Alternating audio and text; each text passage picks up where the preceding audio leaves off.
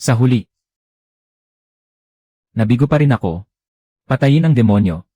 Patayin ang demonyo.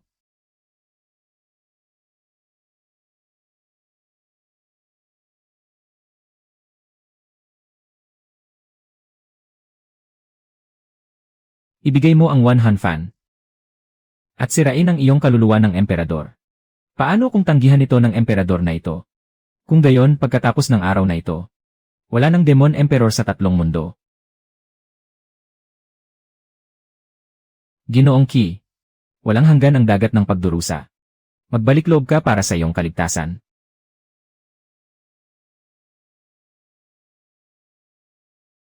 Sa buong buhay ko bilang emperador, kailanman ay hindi ko naisip na umatras.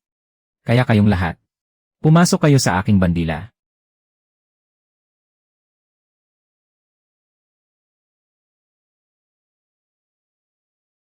Nasaan ako? Amo, gising ka na pala. Ako ba ang tinatawag mo? Sino pa nga ba? Kinain ko ang iyong espiritual na enerhiya ng daan-daang taon. Kumain sa'yo. Tumira sa'yo. At binantayan ka pa ng napakatagal. Hindi ba't ikaw ang aking amo? Nasaan ang lugar na ito? Sa banal na lupain? Hindi. Ang alala ko. Noon, upang maghanap ng pagkakataong makalagpas sa antas ng Yuanying. Pumasok ako sa isang lihim na lupain. Pumasok sa isang lihim na lupain, ganyan nga ang tawag ninyong mga cultivator sa ibabang mundo. Ngunit ang tunay na pangalan ng lugar na ito ay dapat na lugar ng pagbagsak ng Demon Emperor. Demon Emperor. Iyon ay dahil may isang baliw na bumagsak dito libu-libong taon na ang nakalipas. At ang kanyang mga buto ay nahulog dito. Kaya naging isang lihim na lupain ito sa mata ninyong mga cultivator ng ibabang mundo. Ang panaginip na yon kanina. Anong panaginip?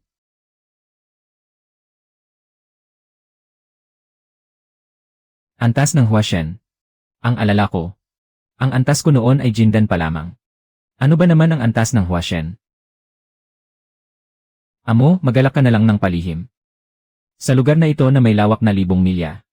Bukod sa akin, ikaw lang ang tanging cultivator na tao. Kung ako sa'yo, mananatili ako rito ng 1,000 taon. At hindi kailanman aalis hanggat hindi nagiging immortal. Kung sa bagay, isang immortal naman ang aking amo. Paano mo na lamang ako ay isang immortal? Aba, aking amo. Nahiga ka sa harap ko ng daan-daang taon. Hindi man lang pumuti ang iyong buhok. Hindi tumanda ang iyong mukha. At wala man lang kahit isang kulubot sa iyong balat. Kahit ang mangmang ay malalaman yon, hindi ba? Daan-daang taon. Ang pamilya Ye. Alam mo ba kung paano umalis dito? Naman. Kung gayon, umalis na tayo. Sandali lang. Amo. Gising mo pa lang, saan ka ba nagmamadaling pumunta? Sa ibabang mundo. Sa dinastyang Dayan. Sa pamilya Ye.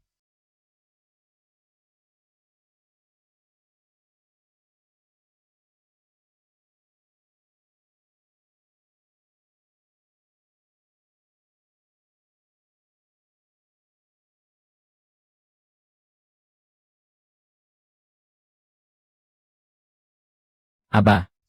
Young Master Wang. Naparito ka na naman ba para bisitahin ang aking kapatid? Napakagapa ng umaga. Mas masipag ka pa kaysa sa pagdalo sa korte ng hari. Bakit ka nandito? Hindi ba't nabalitaan kong magsisimula na ang digmaan sa hangganan? Bilang isang prinsipe at kapatid ng emperador, na nag-aalala sa kapakanan ng bansa, ay natural lamang na pumunta rito upang bisitahin ang aking kapatid. Sayang nga lang. Alam mo naman ang ugali ng aking kapatid. Kahit ang pinto ay hindi man lang napasok ng prinsipeng ito. Sinasabi ko sa iyo, Young Master Wang. Ikaw ang natatanging talento ng sektang Kinyon. Nakamit mo ang dakilang perpeksyon ng pagtatatag ng pundasyon sa murang edad. Ngunit ang ugali ng aking kapatid. Sa tingin mo ba talaga ay mapapaamo mo siya? Lene. Sa tingin ng prinsipeng ito, mas mabuting tapusin na ito ng maaga. Mahal na prinsipe.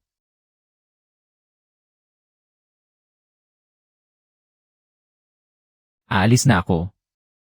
Dahil wala ka namang oras para sa akin. Hindi na rin mananatili rito ang prinsipeng ito upang hindi makasagabal. Liar. Sa loob ng palasyo, dapat mo akong tawagin sa aking titulo.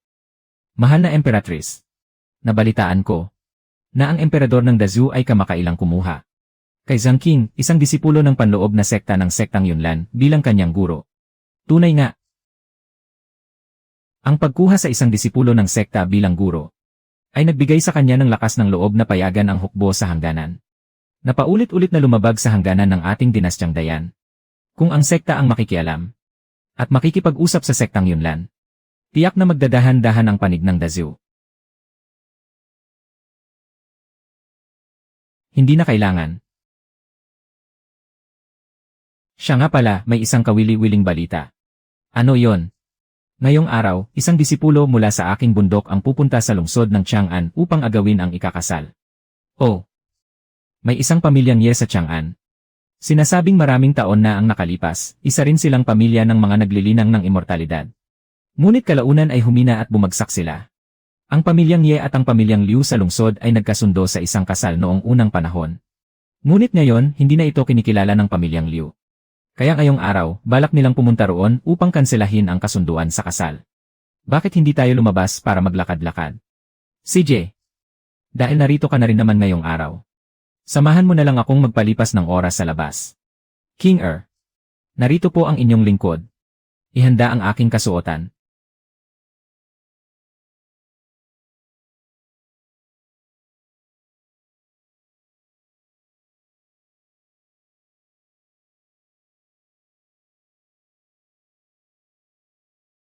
Patriarka Ye, kung bakit kami naparito ngayong araw?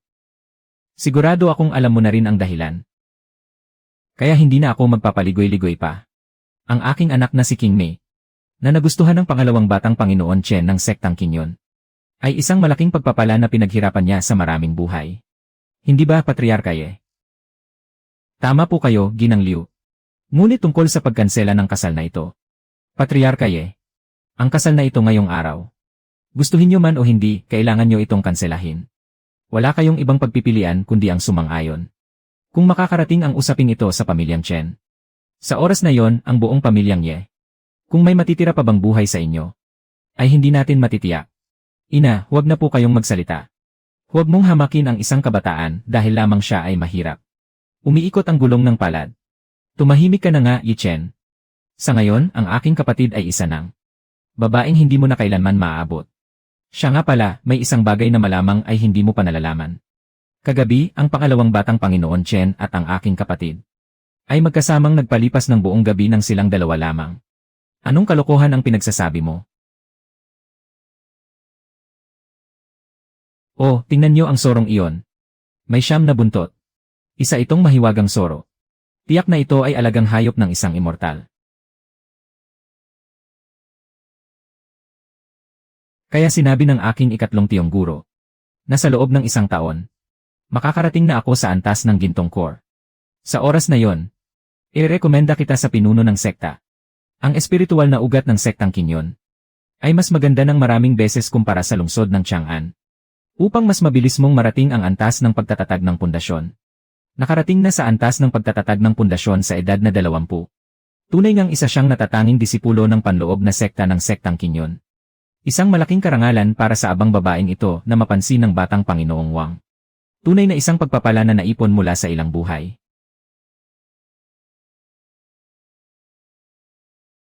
Ano ang problema, Lear? Hindi ba't isa lamang itong spiritual na fox? Kung nagugustuhan ito ng mahal na prinsesa, huhuli na lamang ako ng ilan para sa'yo. Marami niyan sa likod ng bundok ng sektang Qingyon. Panginoon, ang babaeng nasa likod ninyo ay hindi ordinaryo. Oh! Dalisay na dugong demonyo.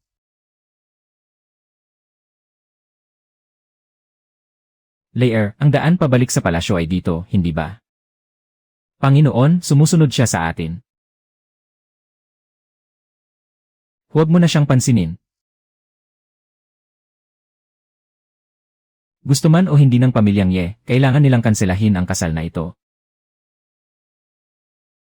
Teleportasyon sa kawalan. Walang anumang pagyanig ng espiritual na lakas. Ang kultibasyon ng taong ito ay hindi bababa sa antas ng gintong core. Liar, ang taong ito ay hindi ordinaryo. Ang dinastyang Dayan ay nasa ilalim ng pamamahala ng aming sektang Qingyon. Sa paglitaw ng ganitong uri ng makapangyarihang tao, Dapat ba akong bumalik agad sa sekta? Upang iulat ang bagay na ito sa pinuno ng bundok.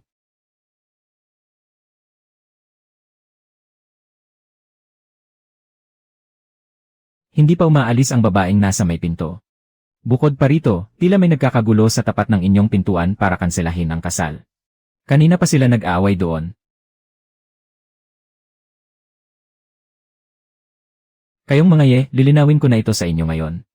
Ang kasal na ito, kakanselahin nyo sa ayaw at sa gusto nyo. Kailangan nyo itong kanselahin, walang ibang pagpipilian. Tinanggap na namin ang kasunduan sa kasal mula kay Ginoong Chen ng Sektang Kinyon. Itatanong ko lang, ano ba ang kayang ibigay ng pamilyang Ye? Layer, ang ganitong uri ng gulo sa pamilya ng mga mortal. Kailangan ko bang makialam? Ang buong pamilyang Ye ay wala man lang kahit isang nagtatahak sa landas ng immortalidad. Paano ninyo maikukumpara ang inyong sarili kay Ginoong Chen? Tungkol sa pagpapawalang bisa ng kasal. Sumasang-ayon ako. Sino ka ba? Anong karapatan mong magdesisyon para sa kanya? Ako ang ninuno ng pamilyang Ye. Yixuan. Narinig ko sa mga nakatatanda na ang ninuno ay isang immortal. At ang kanyang anyo ay nananatiling tulad ng isang kabataan. Maaari kayang. Ikaw pala ang ninuno ng pamilyang Ye, ha?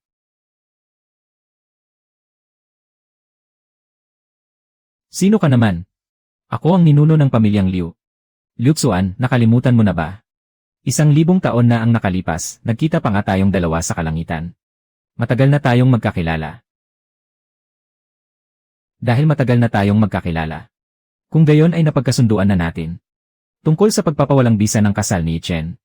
Pagkaraan ng 3 araw, ako mismo ang magdadala sa kanya sa inyong tahanan. Mabuti, sumasang-ayon ang ninunong ito.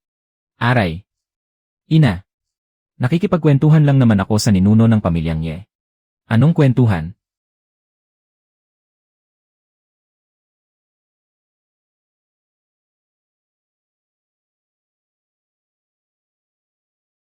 Hindi nga, napakadramatiko naman ito.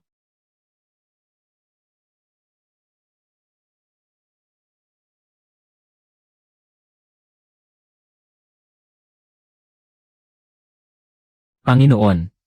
Huwag mo siyang hawakan. Tulungan mo siyang makapasok sa loob.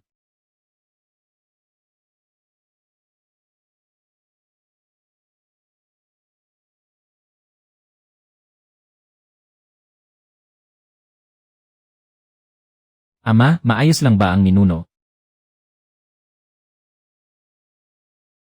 Haay. Sana nga.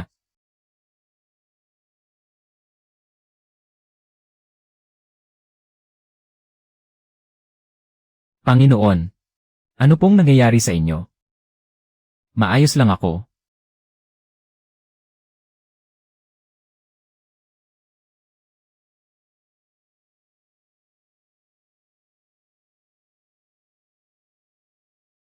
Malinaw na alam ni X1 na ang emperador ng mga demonyo na ayaw maglaho. Ang nagtanim ng natitirang kaluluwa nito sa kanyang karagatan ng kamalayan. Ano ang dapat gawin? Iwanan ang pamilyang Ye. Ngunit ang kasalukuyang pamilyang Ye ba talaga? Ang pamilyang Ye na nais niya. Ngunit kung hindi siya alis, gagabayan niya ang pamilyang Ye na muling mag-cultivate. At pagkatapos ay hihintayin ang nilalang sa loob niya. Ang kapangyarihang hindi niya kayang harapin na matagumpay na agawin ang kanyang katawan. Tiyak na walang tulog ang gabing ito.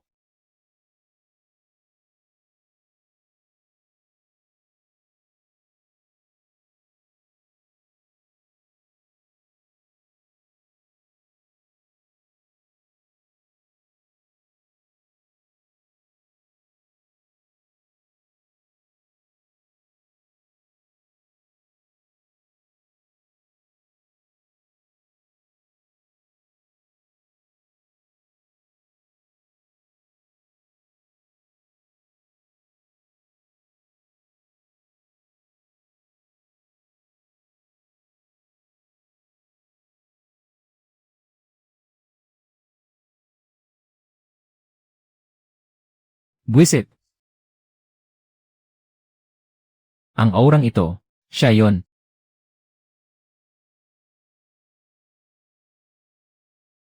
Kawili-wili.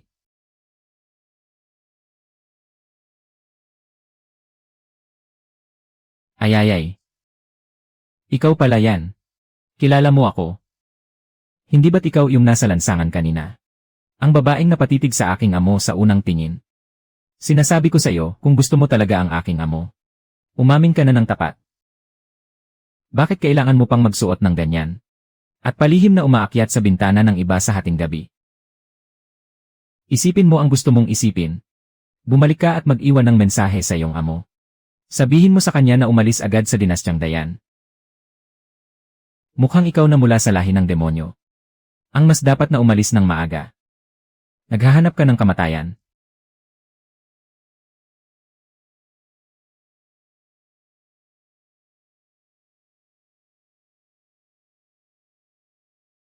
Aba, hindi ko akalain na ang isang maliit na demonyong kultibador sa yugto ng ki na tulad mo ay napakainitin ang ulo.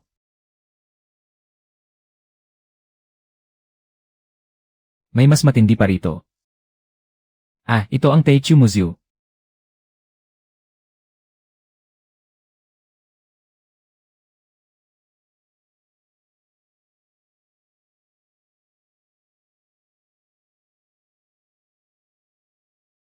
Yugto ng pagbabagong Diyos.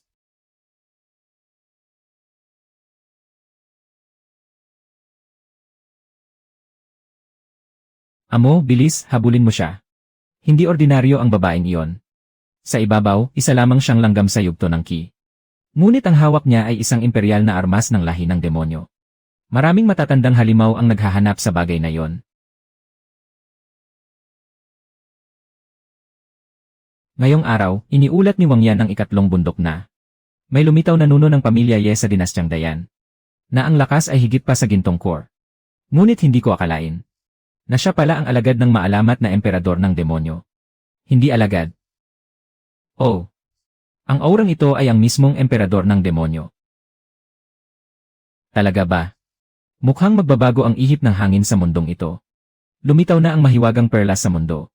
Tiyak na alam na ito ng mga matatandang halimaw sa itaas na mundo.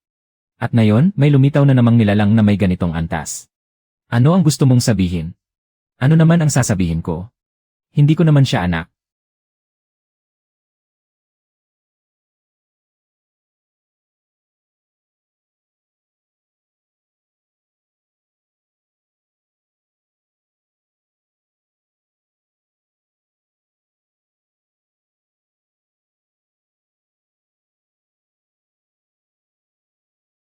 Aba. Ang dakilang emperatris ng dinastyang Dayan. Bakit ka humantong sa ganitong kahabag-habag na kalagayan? Matagal ko na sanang gustong kumilos. Kaya lang, ang tuta na may apelyidong Wang ay laging nakabuntot sa iyo buong araw. Ngunit ngayong gabi, ito ay isang pagkakataong bigay ng langit.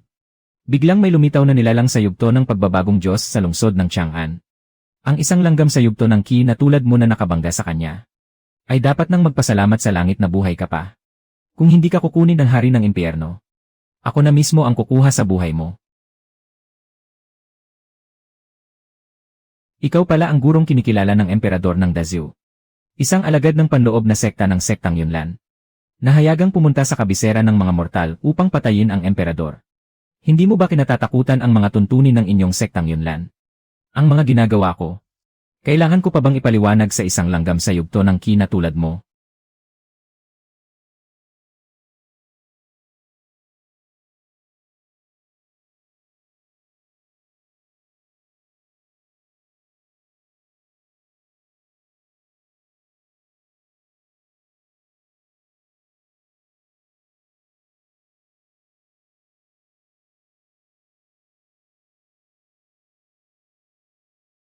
Kultibasyon sa yugto ng pagtatatag ng pundasyon. Paano ito naging posible? Paano mo nagawa iyon?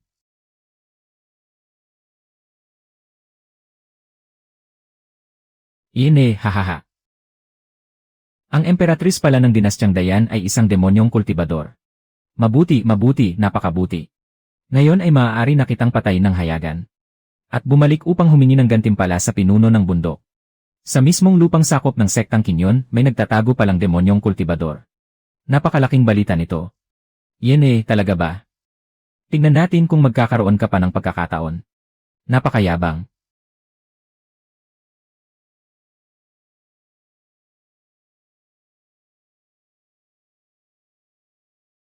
Sandali, ang kultibasyon niya ngayon ay nasa gintong core na.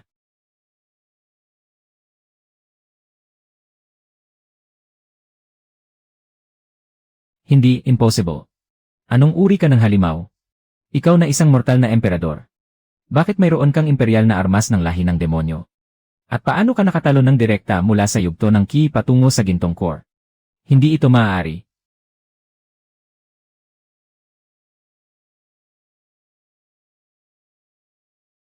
Hindi, impossible. Anong uri ka ng halimaw? Ikaw na isang mortal na emperador. Bakit mayroon kang imperial na armas ng lahi ng demonyo? At paano ka nakatalo ng direkta mula sa yugto ng ki patungo sa gintong core? Hindi ito maaari. Ano ang sinasabi mo? Aking mabuting alagad. Ikaw ang ikatlong taong nakakita sa akin. Sa ganitong anyo ngayon. Pinili ng perlas na ito na kilalanin ako bilang Panginoon, hindi ikaw. Sayang naman. Iniisip mo ba na hindi nangangahas ang dinastyang Dazyu na galawin ang aking dinastyang Dayan? Dahil ba talaga sa sektang Kinyon? Kung talagang may mangyaring masama, ilang tao sa sektang Kinyon ang magsasalita para sa akin? Ang wangyan na yon. Sa tingin mo ba talaga ay umaasa ako sa kanya? Sino ka ba talaga? Kung sino ako? Kahit ako ay hindi alam kung sino ako. Aking mabuting alagad. Maaari mo bang sabihin sa akin kung sino ako? Hindi mo ako pwedeng patayin. Kung papatayin mo ako, bago ako mamatay ay tiyak na dudurugin ko ang talisman na ito. Mararamdaman ito agad ng aking guro. Mabuti pang magkunwari na lang tayo na walang nangyari ngayong gabi. Maaari din kitang tulungang patayin ang emperador ng Zyu.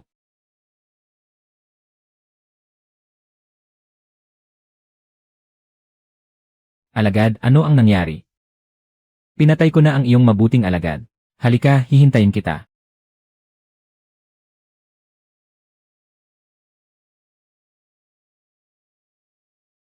Ang batang babaeng ito, ang kanyang ugali ay katulad ng kanyang ina. Mabilis at mapagpasya sa pagpatay. Nga. Narito na siya, tila kailangan mo ng kumilos.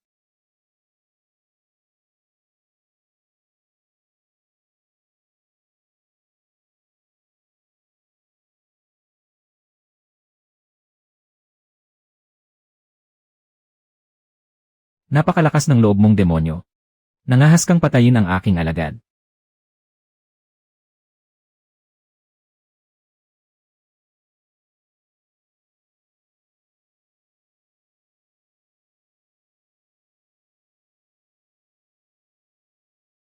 Ang Teichu Muzyu. Sino po kayo? Isang makatarungang malayang tagapagsanay na dumadaan lamang dito. Nakita ko lang ang taong ito na tinangkang patayin ang emperador ng dinastyang Dayan. Kaya tumulong na akong linisin siya. Bakit, may problema ba? Impossible. Ang aking alagad ay palaging tapat at masunurin. Tiyak na binalak mo itong isisi sa kanya.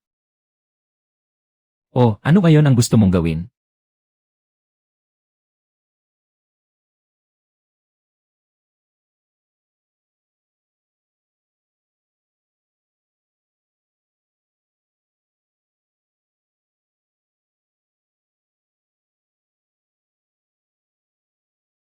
Gusto mo pang tumakas?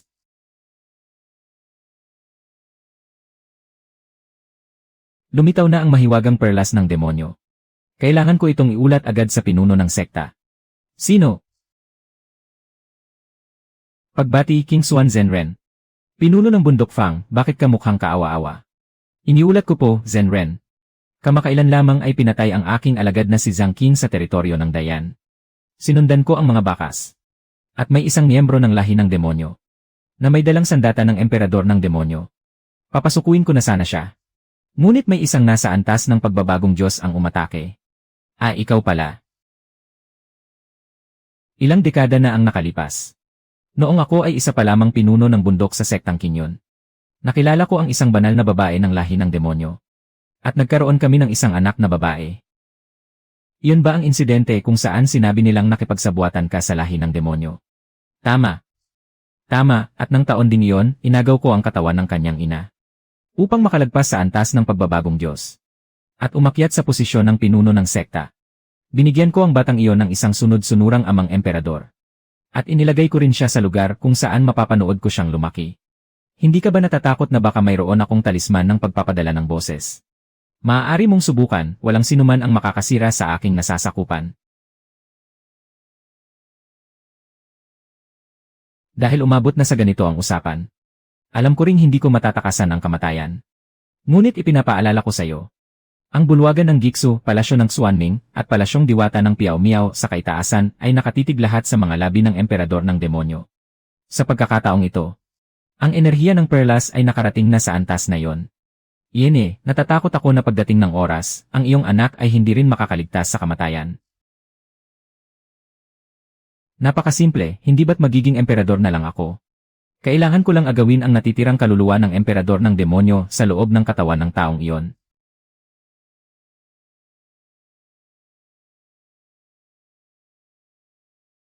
Ama, dahan-dahan naman po.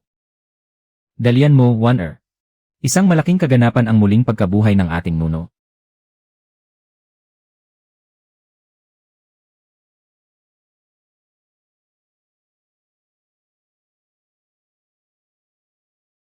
Nabalitaan ko na nabuhay raw muli ang nuno ng ating pamilyang Ye.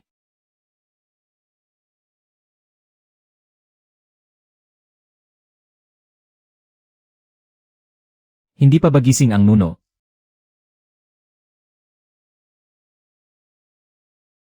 Sakto pala, kapag gising ng nuno ay matitikman niya ang aking luto. Nagsilbi akong kusinero sa palasyo sa loob ng 15 taon.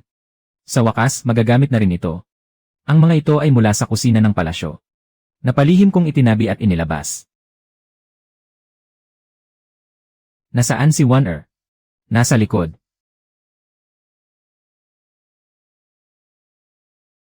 Ito ang pinakamahusay kong putahe, ang siyam na ikot ng bituka.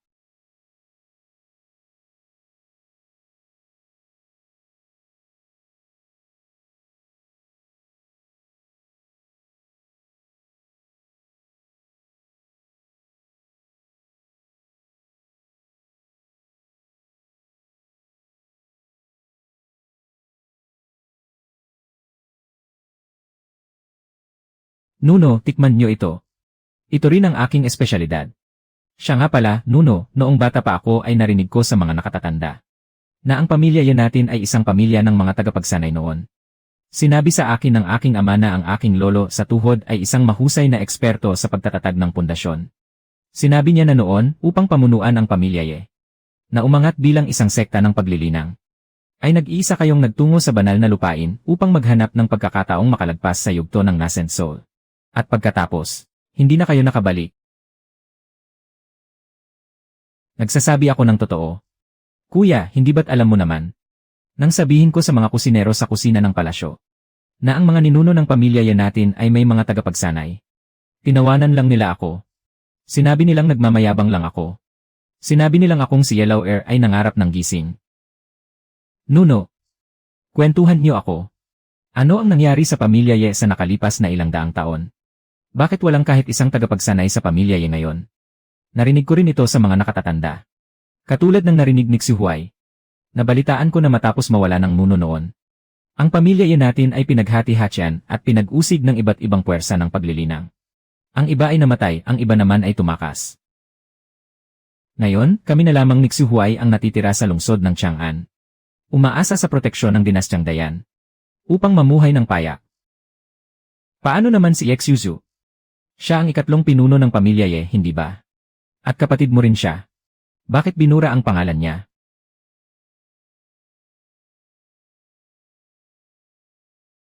Yichen, Yilin. Nais niyo bang maging mga tagapagsanay? Yichen. Gusto mo ba si Liu Qingmei? Gusto ko po siya. Ano ang dahilan ng pamilya Liu sa pagbawi ng kasunduan sa kasal? Dahil nagustuhan siya ng ginoo ng pamilya Chen. Dahil si Chen ay isang tagapagsanay. Sa makalawa, sasamahan kita sa pamilya Liu upang bawiin ang kasunduan sa kasal. Magpakatatag ka. Nuno, nakakalipad po ba kayo? Nuno, nakakalipad po ba kayo?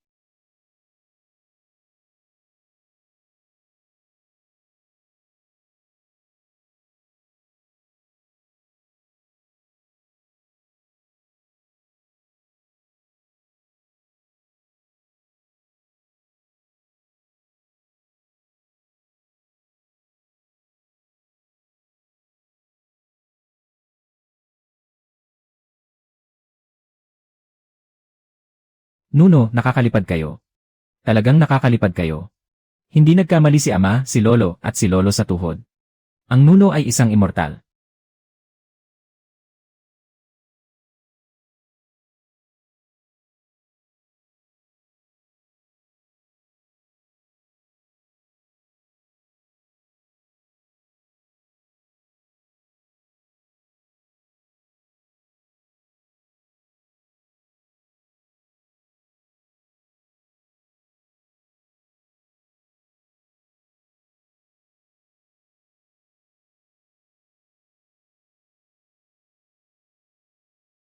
Nandito na. 300 taon na. Napakalaya mo pa rin. Paano nga ba kita pinayuhan noon? Huwag kang pumunta sa lihim na lupain na yon. Sinabi ko sa iyong may kakaiba sa lugar na yon. Walang sinumang pumasok doon ang nakabalik ng buhay. Ngunit ikaw, dala ang iyong espada, ay nagtungo pa rin doon. At nawala ka ng 300 taon. Sinabi ng lahat na patay ka na. Ngunit hindi ako naniwala. Ang bibig mong iyan ay hindi nagbago kahit lumipas ang 300 taon. Kung nagbago ako, hindi na ako ito.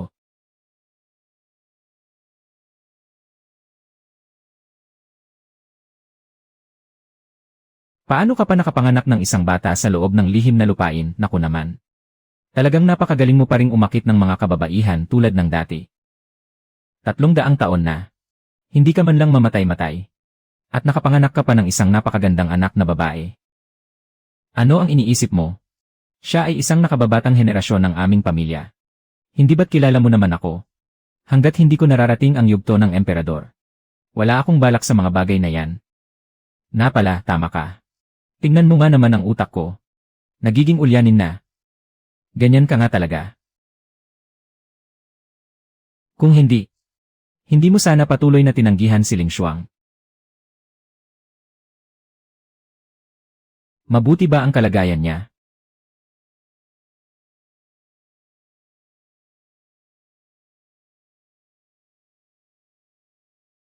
Sino ang pumatay sa kanila?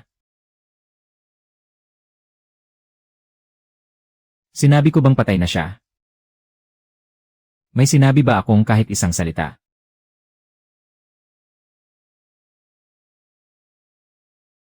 Tatlong daang taon na tayong hindi nagkikita. Pero mainitin pa rin ang ulo mo.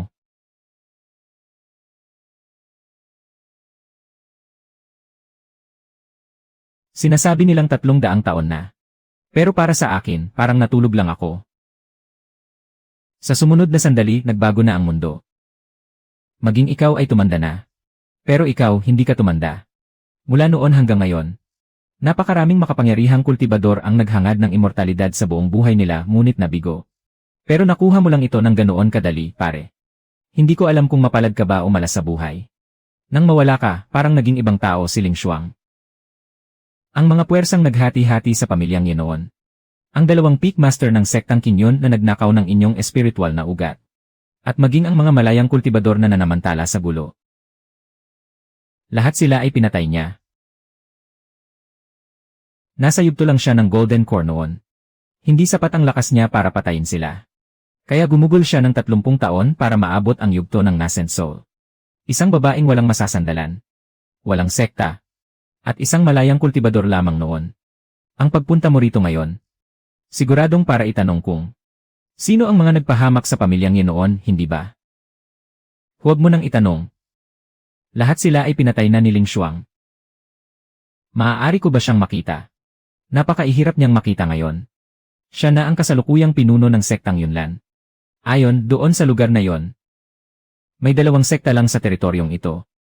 Ang isa ay ang sektang Kinyon doon. At ang isa naman ay ang sektang Yunlan. Hindi ba kayo nagkatuluyan?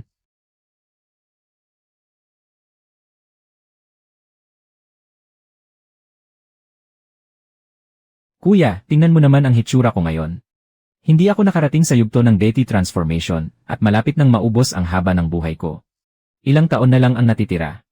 Sa tantya ko, mga 2 o 3 taon na lang.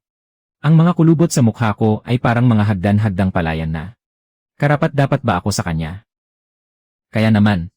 Nanatili ka rito sa hangganan ng sektang Kinyon at sektang Yunlan. At naging simp sa loob ng ilang dekada. Lene, anong simp ang pinagsasabi mo? May tunay lang akong nararamdaman. May nararamdaman, naiintindihan mo ba? Hindi ako katulad mo. Isa kang immortal. Hindi tumatanda at hindi namamatay. Para sa'yo, ang pag-ibig ay marahil isang bagay lang na hindi mahalaga. Iba ako. Tao ako. Taong may dugo at laman. Tumatanda ako. Mamamatay. At iibig sa isang tao.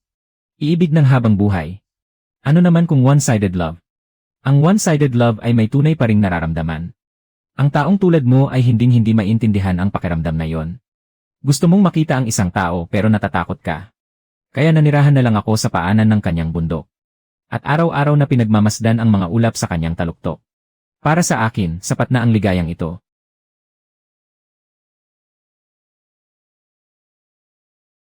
Hay, huwag na nga nating pag-usapan yan. Pag-usapan naman natin ang tungkol sa'yo. Ano ba talaga ang nangyari sa nakalipas na 300 taon? Bakit tila nararamdaman ko sa loob ng katawan mo? Ang aura ng isang demonyong kultibador.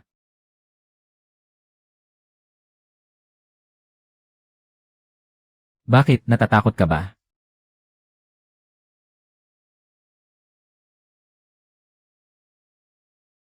Yixuan. Lagi mo talaga akong binibigyan ng sorpresa. 300 taon ang nakalipas. Tumakbo ka patungo sa banal na lupain hawak ang iyong espada. Pagkalipas ng 300 taon, bumalik ka nga. Pero ang resulta, itinanim mo naman sa iyong katawan ang natitirang kaluluwa ng yumaong emperador. Batid mo ba talaga? Kung anong uri ng halimaw ang nakakulong sa loob ng iyong katawan? Kapag tuluyan na siyang nagising, hindi lamang ang iyong immortal na katawan, kundi maging ang buong mundong ito ay mawawasak. Kaya naparito ako ngayon. Sa isang banda ay upang magtanong tungkol sa pamilya Ye. At sa kabilang banda naman ay upang makipag-usap sa iyo. Kung paano hahawakan ang natitirang kaluluwang ito. Ako ba, ang nanonood ng laro ay dapat manahimik.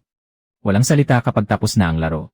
Isa lamang akong matandang nasa antas ng Yuanying na walang alam kundi ang magdalisay ng mga elixir. Ang ibig kong sabihin ay nais ko siyang agawan ng katawan. Isang pabaligtad na pagsakop, ganoon ba? Sige, nasaan naman ang bandila? Anong bandila? Ang One Han Fan, kapatid. Kung hindi, saan mo ilalagay ang natitirang kaluluwa kapag hinugot mo ito? Ilalagay sa loob ng lalagyan ng alak. Isang natitirang kaluluwa na nasa antas ng immortal na emperador. Kahit na hindi ito nasa pinakamalakas nitong estado, ay may lakas pa rin itong mayayanig ang langit at lupa. Kailangan mong gumamit ng bandila ng kaluluwa na nasa antas ng sandata ng emperador ng lahi ng demonyo. Kung magtatagumpay ka nga, magiging immortal ka na, magiging immortal na emperador ka pa. Sino pa ba ang higit sa iyo sa buong mundong ito? Ngunit alam mo rin naman, na ang sandata ng emperador ng lahi ng demonyo ay hindi ganoon kadaling makuha. Ang Taichu Muzu, Xuan Minggudi, Wan Han Fan, at Shen Mo Huan. Iilan lamang ang mga yon sa kabuuan. At bawat isa ay nagdala ng ilog ng dugo. Libong taon nang naghahanap ang mga halimaw na yon mula sa kaitaasan. Ngunit kahit isang hibla ng buhok ay wala silang nahanap. Napakahirap nyon, tulad ng pag-akyat sa langit. Sandata ng emperador ng lahi ng demonyo. Amo, bilisan niyong humabol. Hindi ordinaryo ang babaeng iyon. Ang hawak niya sa kanyang kamay ay isang sandata ng emperador ng lahi ng demonyo. Ang Taichu Muzu. Bagaman hindi ito ang hinahanap natin. Ngunit tama ang ating tinatahak na landas. Ang sandata ng emperador ng lahi ng demonyo ay hindi isang katang-isip lamang. Ayon sa alamat, narito ito sa lungsod ng Chang'an. At kagabi lamang, may hawak na ganoon ang babaeng iyon. Kung sa bagay, napakagulo ng mga pangyayari kamakailan. Naramdaman mo ba kagabi? Napakabilis lamang ng pagyanig mula sa Taichu Muzu. Naramdaman ito sa lungsod ng Chang'an, kumislap lang ng isang saglit at nawala agad. Tiyak na naramdaman din ito ng mga tao mula sa kaitaasan. Ang mga matatandang halimaw mula sa bulwagan ng Gixu, palasyo ng Xuanming, at tahanan ng immortal na Piao Miao, ay nagpapadala ng mga tao rito tuwing 1000 taon upang hanapin ang mga labi ng emperador ng demonyo. Mag-ingat ka. Ang iyong immortal na katawan, kasama ang natitirang kaluluwa ng yumaong emperador. Sa kanilang paningin, ay mas mahalaga pa kaysa sa Taichu Muzu. Nuno. Sino po ang lolo na ito? Matanda ba ako? Hindi, tawagin mo akong kuya. Ang lolong ito ang gurong hinahanap ko para sa'yo. Nagbibigay galang po si Yewan sa gurong lolo, Dele. Guro ang itawag mo sa akin. Huwag gurong lolo. Walang matino sa inyong pamilya mula sa pinakamatanda hanggang sa pinakabata.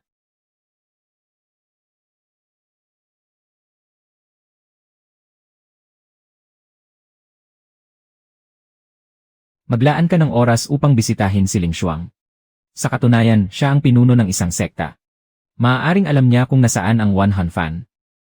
Tungkol naman sa mga tao mula sa kaitaasan. Dahil narito na rin naman sila. Kaming mga matatandang buto. Wala na rin namang natitirang maraming taon sa amin. Ang harangan sila ay hindi kawalan. Huwag na, ako na mismo ang lulutas sa sarili kong mga suliranin.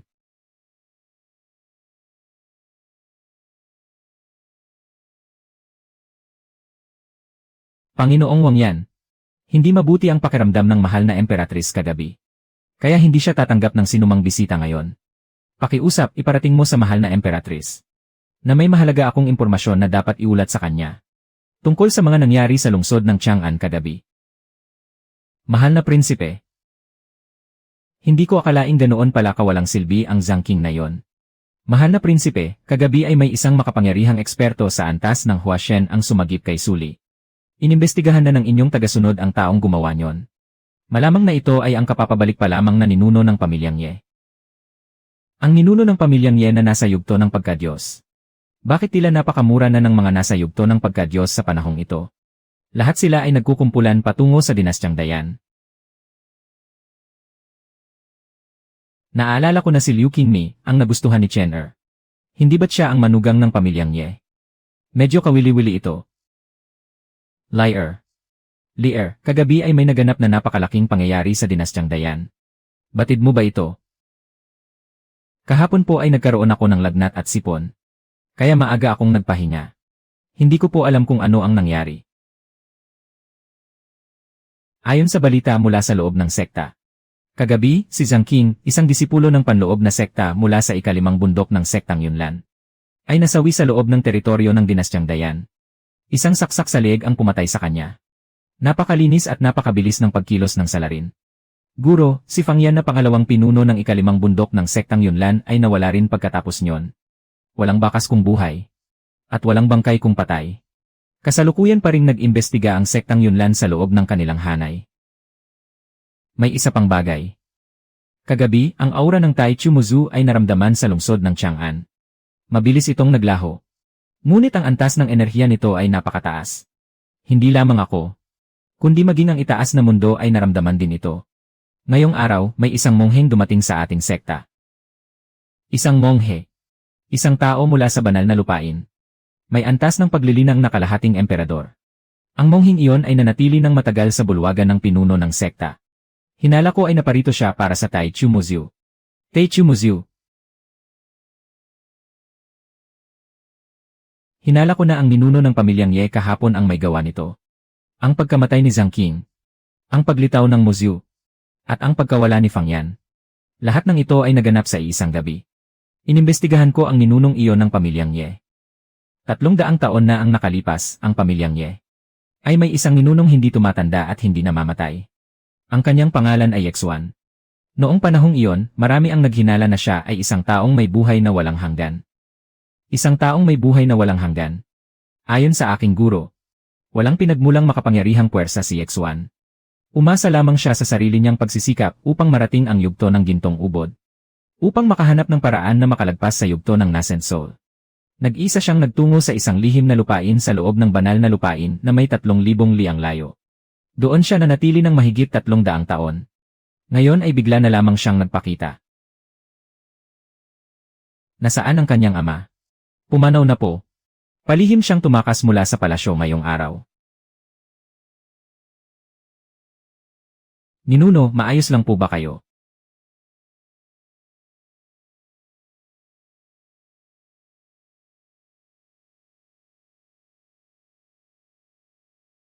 Ninuno.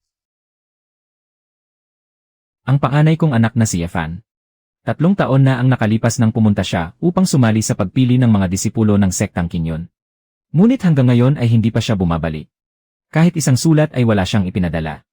Nais ko pong makiusap sa inyo, Ninuno.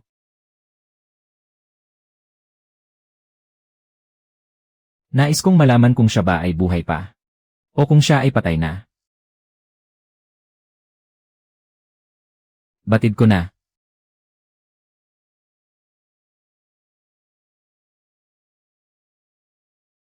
Sino ba iyan sa kalagitnaan ng gabi? Ang abang mongheng ito lamang. Ang aking pangalang Dharma ay Due. Ipagpaumanhin ang aking pag-abala sa kalaliman ng gabi. Hindi mo ba anyayahan ang abang mongheng ito na penses at maupo? Isang makapangyarihang eksperto mula sa itaas na mundo na kahit nais mong imbitahan ay hindi mo basta-basta magagawa.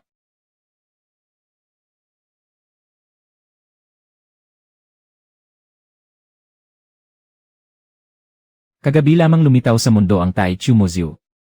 Ngunit ngayong araw ay may dumating na agad mula sa itaas na mundo. Hindi ba't napakabilis naman yata yon?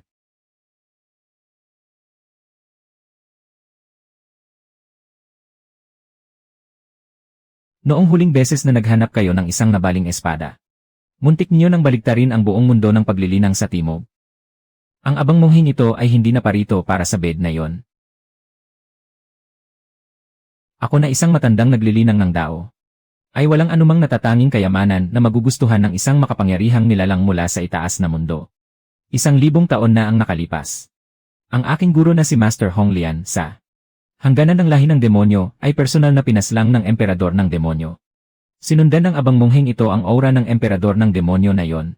Hinabol ko siya ng mahigit 1,000 taon. Hanggang noong mga nakaraang araw. Ang kanyang aura ay biglang muling lumitaw sa mundo ng mga mortal.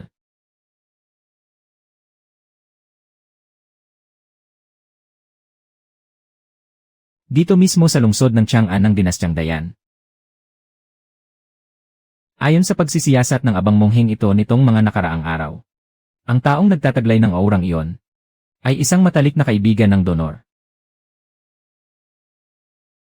Kanina ring umaga, pumunta pa siya rito sa bangin na ito. Hindi ko alam ang sinasabi mo.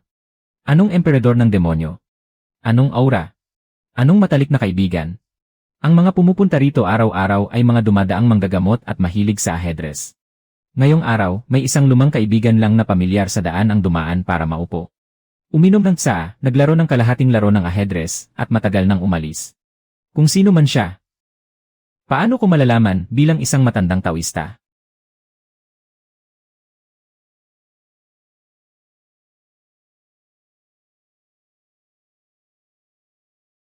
Isang banal na kayamanan ng antas diwata. Donor. Ang abang mongheng ito ay naparito ngayong gabi. Hindi upang mang-api gamit ang kapangyarihan. Hindi upang mamilit gamit ang lakas. Kundi upang balaan ka ng may katapatan. Ang bagay na nasa loob ng katawan ng iyong kaibigan. Kapag tuluyan ng nagising, walang anumang bagay ang makaliligtas. Ang pagkawasak ng mga buhay ay hindi lamang isang walang kabuluhang salita. Ito ay isang katapusan na hinabol ng abang mongheng ito ng 1,000 taon. At nakita ng sarili kong mga mata ng higit sa isang beses.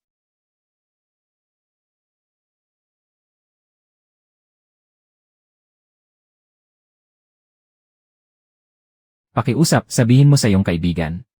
Natanggapin ang pagsisiyasat ng kaitaasan sa lalong madaling panahon. Kung hindi, ang mga buhay ay mapapahamak.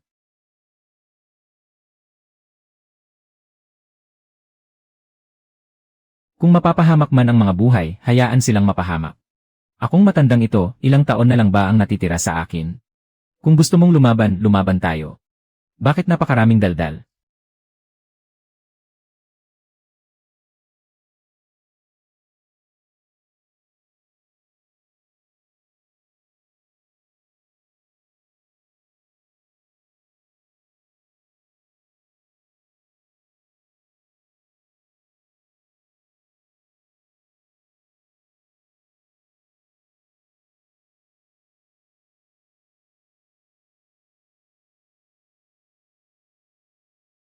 Yixuan.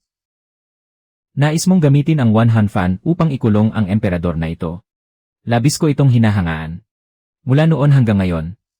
Ikaw ang kauna-unahan. Kung nakilala lang kita noong unang panahon, baka tinanggap pa kita bilang aking alagad. Ano ang gusto mong mangyari?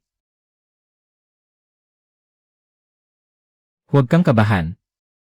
Ang antas ng paggaling ng aking natitirang kaluluwa sa ngayon ay hindi pa sapat upang angkinin ang iyong katawan. Kahit papaano ay hindi pa sa ngayon. Kaya naman, ikaw at ako ay hindi magkaaway ngayong gabi. At ano ngayon? Ikaw na nakababata ay may kakaibangang personalidad. Darating ang mga tao mula sa kaitaasan. Tiyak na alam mo na rin ito. Naparito sila upang hanapin ang Tai Chu Muzyu. Ano naman ang pakialam mo roon? Hahaha.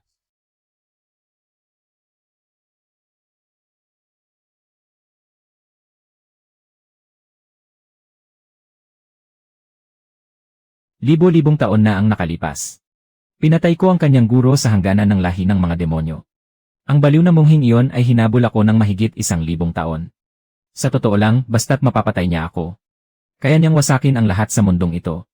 Wala siyang pakialam. Ang dahilan kung bakit hindi pa siya kumikilos ngayon ay dahil natatakot siya sa aking One Han Fan.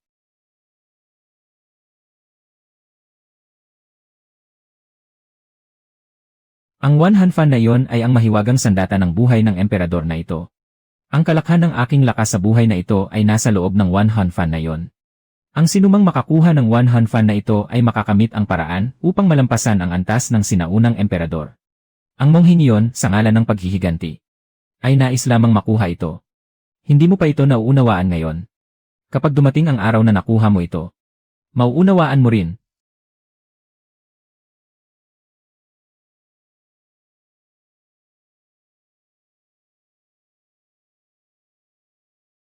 Ano ang gusto mong gawin ko? Protektahan ang isang babae. Sino ang babae kagabi? Ang babaeng nagtataglay ng Tai Chu Muzyu.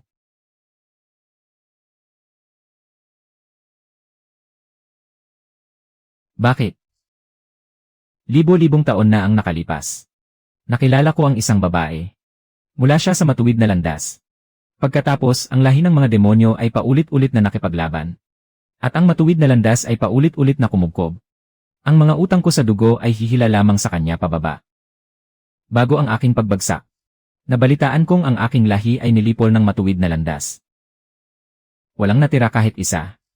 Akala ko ay lumipas na ang lahat ng iyon. Kagabi, nang pagganahin ng babaeng iyon ang Tai Chu Muzyu.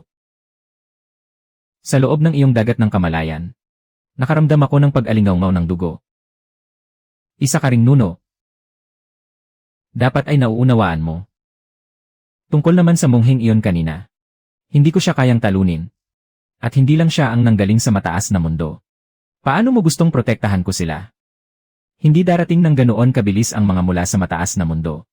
Nagmumula sila sa iba't ibang paksyon. At may kanya-kanyang masasamang balak. Ginagamit nila ang pangalan ng kabutihan. Ngunit ang totoo ay nagnanakaw sila ng mga kayamanan at nag-agawan ng kapalaran. Tungkol naman sa mongheng iyon, ito ang bandilang iyon. Isa lamang ito sa mga pangalawang bandila. Naglalaman lamang ito ng napakaliit na bahagi ng enerhiya ng pangunahing bandila. Sapat na siguro ito para labanan ang mongheng iyon. Ibigay mo sa kanya ang eliksir na ito. Sabihin mo sa kanya. Ibinigay ito ng isang lumang kaibigan na nakakakilala sa kanyang nuno. Tatanggapin ko ang bandila. Pati na rin ang eliksir. Babantayan ko ang babaeng iyon. Ngunit, sa ngayon, ang lahat ng iyong sinabi ay wala akong paraan upang mapatunayan. Ako mismo ang magtatanggol sa aking mga tao. Iimbestigahan ko ang iyong mga supling.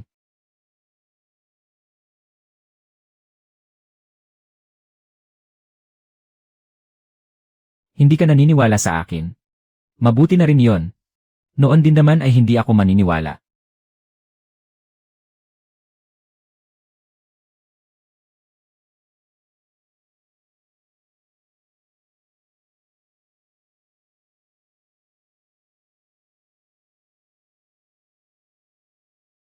Bailing. Ano po yon, aking amo? Ang babaeng nakalaban mo kagabi. Kaya mo ba siyang hanapin? Hindi ko po siya mahanap. Napakatangi ng aura ng dugong demonyo sa kanyang katawan. Naaamoy ko ito. Ngunit hindi ko masundan ang kanyang amoy. Ah, na pala. May ipinapasabi rin siya sa inyo. Umalis na raw kayo agad sa dinastyang Dayan. Mas maaga, mas mabuti. Tiyak na may kinalaman siya sa dinastyang Dayan.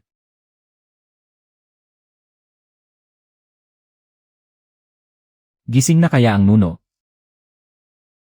Ngayong araw ay pupunta tayo sa pamilya Liu para kanselahin ang kasunduan sa kasal. Tayo na.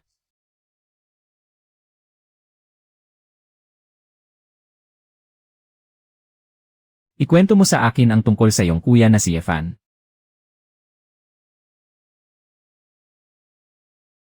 Napakatigas ng ulo ng aking kuya. Sa aking alaala. Labis siyang sumasamba sa mga immortal. Ayaw ni ama na magsanay siya sa pagka-immortal. Sinabi niyang mas mabuti ang mamuhay ng tahimik at simple. Ngunit para sa aking kuya, mahina lamang si ama. 3 taon na ang nakalilipas. Inalis ng sektang Kinyon ang mga limitasyon sa pagtanggap ng mga alagad. Buong magdamag na nag-away si kuya at si ama. Sa huli, sinampal siya ni ama. Umalis ang aking kuya nang hindi man lang lumingon. At hindi na muling bumalik. Kung sa bagay, ang ugali ni kuya ay medyo katulad ng kay Ikatlong Tiya. Ipagpatuloy mo. Ay. Noon ay matindi rin ang pag-aaway ni Ikatlong Tiya at ni ama. Nais niyang pamunuan ang mga kapamilya na magsanay muli sa pagka-immortal. Ngunit kahit anong mangyari ay hindi pumayag si ama. Sa huli, isinama ni Ikatlong Tiya ang lahat ng mga kapamilyang nais magsanay at umalis. Nilisan nila ang dinastyang Dayan. At hanggang ngayon ay hindi pa bumabalik. Kung gayon, Yichen, nais mo bang magsanay sa pagka-immortal? Opo naman. Sino ba naman ang ayaw maging isang immortal? Kapag naging immortal ako, hindi rin ako. Hindi rin makakansela ang kasunduan ko sa kasal. Nais mong maging immortal para lamang hindi makansela ang kasal. Opo. Kahit papaano ay mapoprotektahan ko ang mga taong mahal ko. Ang batang Panginoon ng pamilya Ye, si Yichen, ay narito upang bumisita. Aba. Siya pala ang walang silbing batang Panginoon ng pamilya Ye. Maghintay ka riyan, papasok ako mamaya para ipagbigay alam. Tama. Ang aming pinuno ng pamilya ay kasalukuyang tumatanggap ng isang mahalagang panauhin. Kapag siya ay libre na, tiyak nakakaharapin ka niya.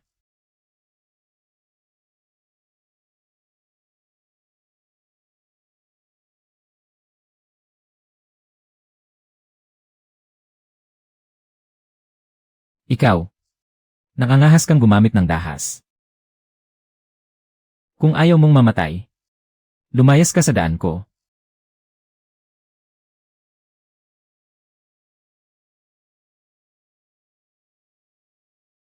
Ang batang ito ay walang takot at walang galang. Ngayong araw, kailangan ko siyang turuan ng leksyon para sa pamilya Ye. Ganoon ba? Yichen, lumuhod ka sa harap ko.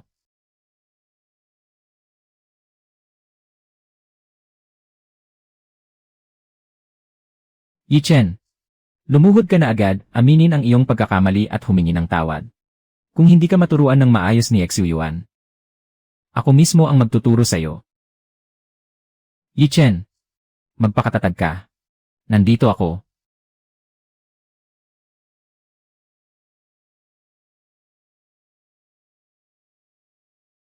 Lene, sa tingin mo ba ay kaya mo? Wala ka pang karapatang paluhurin ang batang Panginoong ito.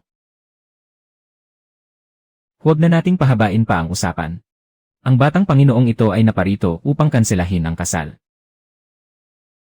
Napakayabang.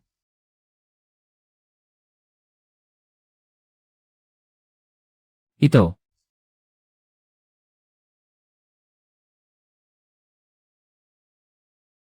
Napakayabang.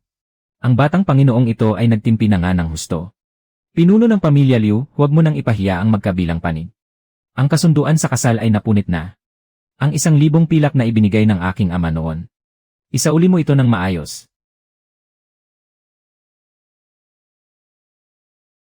Kahanga-hanga, tunay na kahanga-hanga. Karapat dapat nga sa pamilya Ye. Napakamapangyarihan nga. Ito ang unang pagkakataon na nagkita tayo. Ako ang nakababatang si Sujin. Ang 3 prinsipe ng dinastyang Dayan. Hahaha, napipikon ka na ba? Hayaan mong sabihin ko sa iyo ang isa pang bagay. Ang iyong kuya ay naghugas pa nga ng aking mga paa kahapon. Batang Panginoong Ye, huwag kang padalos-dalos. Sinasabi ko sa iyo, Chenner. Paano mo nasasabi ang ganyan tungkol sa kanyang kuya? Ano naman ang masama sa pagiging isang alagad na tagapagsilbi? Hindi ba't nagsimula ka rin bilang isang tagapagsilbi?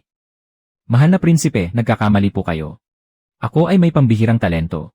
Noong sumali kami ni Yefan sa pagpili para sa pagpasok sa sekta, agad akong itinalaga bilang alagad ng panlabas na sekta.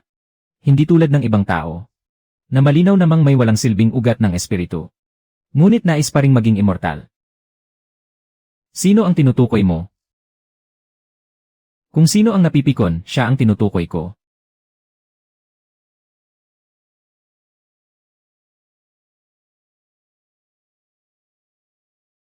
Sa aling taluktok ka ng sektang Kinyon naroroon?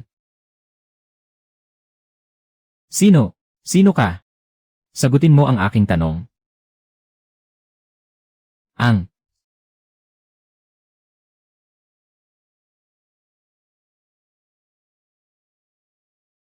Patawad. Patawad dahil pinatay ko ang iyong asawa. Umalis na sila. Mahal na prinsipe. Naaalala ko. Ang ama ni Chenner ay isang ministro sa dinastyang Dayan, hindi ba? Ipagbigay alam ang bagay na ito sa kanya. Nais ba ng mahal na prinsipe na pumatay gamit ang kamay ng iba? Bumalik ka muna. Sa maikling panahon, nakapatay na ng 2 tao ang kagalang-galang na Ginoo. Amitabha. Ang abang mongheng ito na si Due ay bumabati sa kagalang-galang na Ye. Kilala mo ako. Hindi kailangang kabahan ang kagalang-galang na Ginoo. Naparito ang abang mongheng ito ngayon. Hindi para sa pamilya Liu, kundi upang ipaghiganti ang iyong guro. Dahil nasabi iyan ng mabuting Ginoong Ye, tiyak na alam mo na rin ang buong katotohanan. May kaunting ideya ako. Kung gayon, magtatapat na ang abang mongheng ito. Naparito ang abang mongheng ito ngayon, upang malaman lamang kung nasaan ang kanyang Wanhan Fan. Sa kasalukuyan, nasa loob pa ng bandila ang natitirang kaluluwa ng aking guro. Nais ng abang mongheng ito na ihatid sa kabilang buhay ang aking guro. Kung alam ng mabuting Ginoo kung nasaan ang bandila, pakiusap at sabihin sa akin. Agad na aalis ang abang mongheng ito sa dinastyang Dayan. Kung gayon, mauuna na ang abang mongheng ito.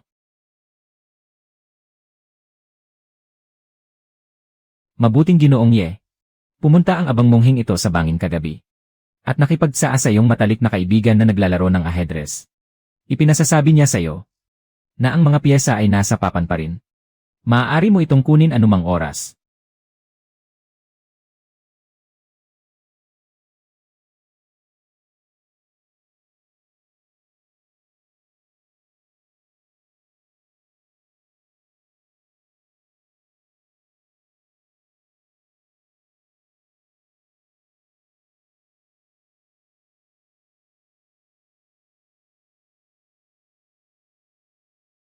Hindi tumigil ang malakas na ulan. Nakatayo pa rin si X1 doon nang walang katinag-tinag. Tama ang bawat hakbang niya. Ngunit ang taong palaging tama sa bawat hakbang ay inililibing ang kanyang matalik na kaibigan sa lupa sa sandaling ito. Hindi niya kailanman ninais na maging demonyo, ngunit ngayon.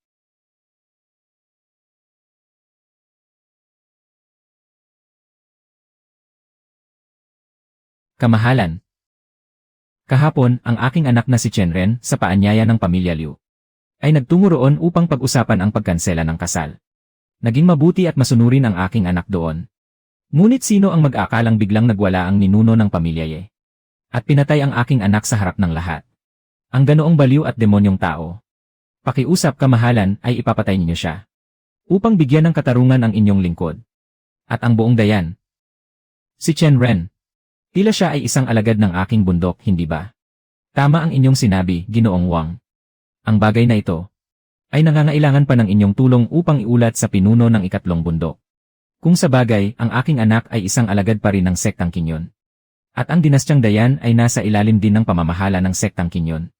May lumitaw na masamang demonyo rito. At hayagan pang pumatay ng alagad ng sektang Kinyon. Tama na. Nauunawaan ko ang pighati ni Ministro Chen sa pagkawala ng kanyang anak. Umuwi ka muna, Ministro Chen. Tiyak na bibigyan ko ng katarungan si Ministro Chen. Masusunod po, kamahalan. Liar, paano mo ito haharapin? Bumalik ka muna sa sekta. At ang buong pangyayari sa pagkamatay ni Chen Ren ay iulat mo ng tapat sa pinuno ng bundok. CJ.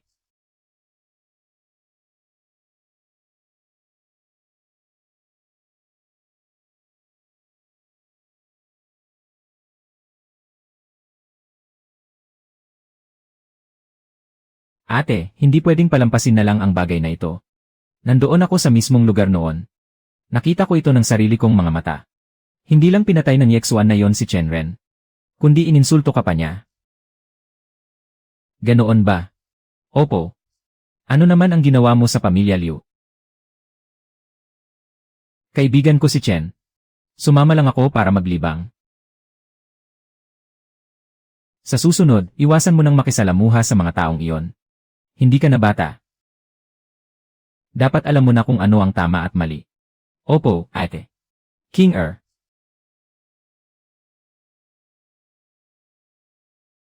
Binibini. Magpadala ka ng tao sa pamilya Ye. At ipaimbita ang ninuno ng pamilya Ye sa palasyo. Sabihin mong ipinapatawag siya ng kamahalan.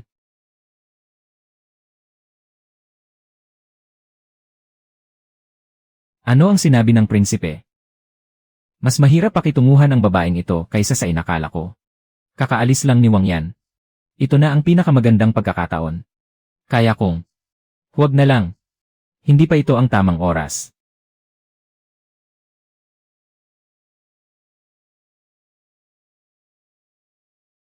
May tao ba riyan? May tao ba sa pamilya Ye? Sino ba yan ang napakaaga? Sino ka? Ako si King Er, ang tagapaglingkod sa tabi ng kamahalan. Naparito ako sa utos ng kamahalan upang imbitahan ang ninuno ng pamilya Ye na si Yexuan sa palasyo para sa isang pag-uusap.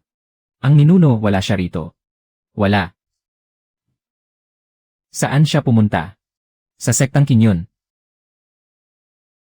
Ano ang gagawin niya sa sektang Kinyon sa ganitong oras? Bibisitahin ang aking kuya. Isinama rin ng ninuno ang aking pangalawang kuya. Hindi mo ba alam? Ang alin? Si Chen Ren na pinatay ng inyong ninuno kahapon ay isang alagad ng ikatlong taluktok ng sektang Kinyon. Ang balita ng kanyang kamatayan ay kaninang umaga pa. Nakarating sa sektang Kinyon. Ay! Ganyan lang ba ang reaksyon mo?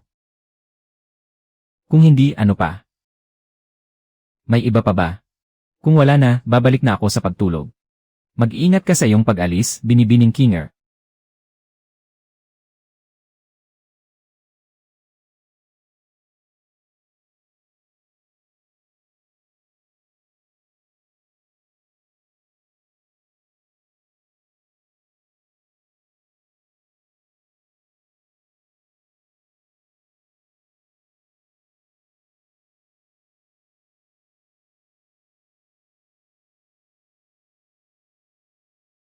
Yifan.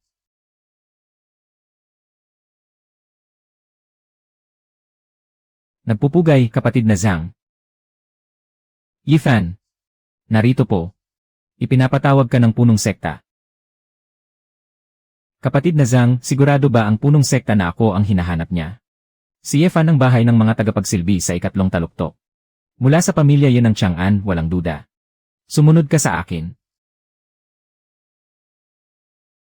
Inaalala mo pa ba yan? Ang palakol ng bahay ng mga tagapagsilbi. Kapag nawala, kailangang bayaran.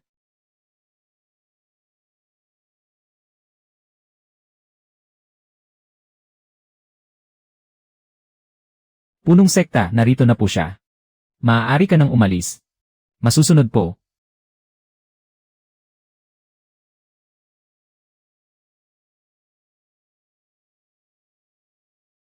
Ang alagad na tagapagsilbi ng ikatlong taluktok, si Yifan, ay nagpupugay sa punong sekta. Gaano ka nakatagal sa sekta? 3 taon at 2 buwan na po. Lanan. Bakit tagapagsilbi ka pa rin hanggang ngayon? Mababa po ang talento ng alagad na ito. Gaano kababa? Magulo ang aking 5 elemento. At mahirap mapag-isa ang aking ugat ng espiritu. Noong sinuri ang aking espiritu sa pagpasok ko sa sekta, sinabi ng tagapamahala na halos wala akong silbing ugat ng espiritu. Sa paglipas ng mga taon ng pagsasanay, nararamdaman ko na ang salitang halos ay maaari nang alisin.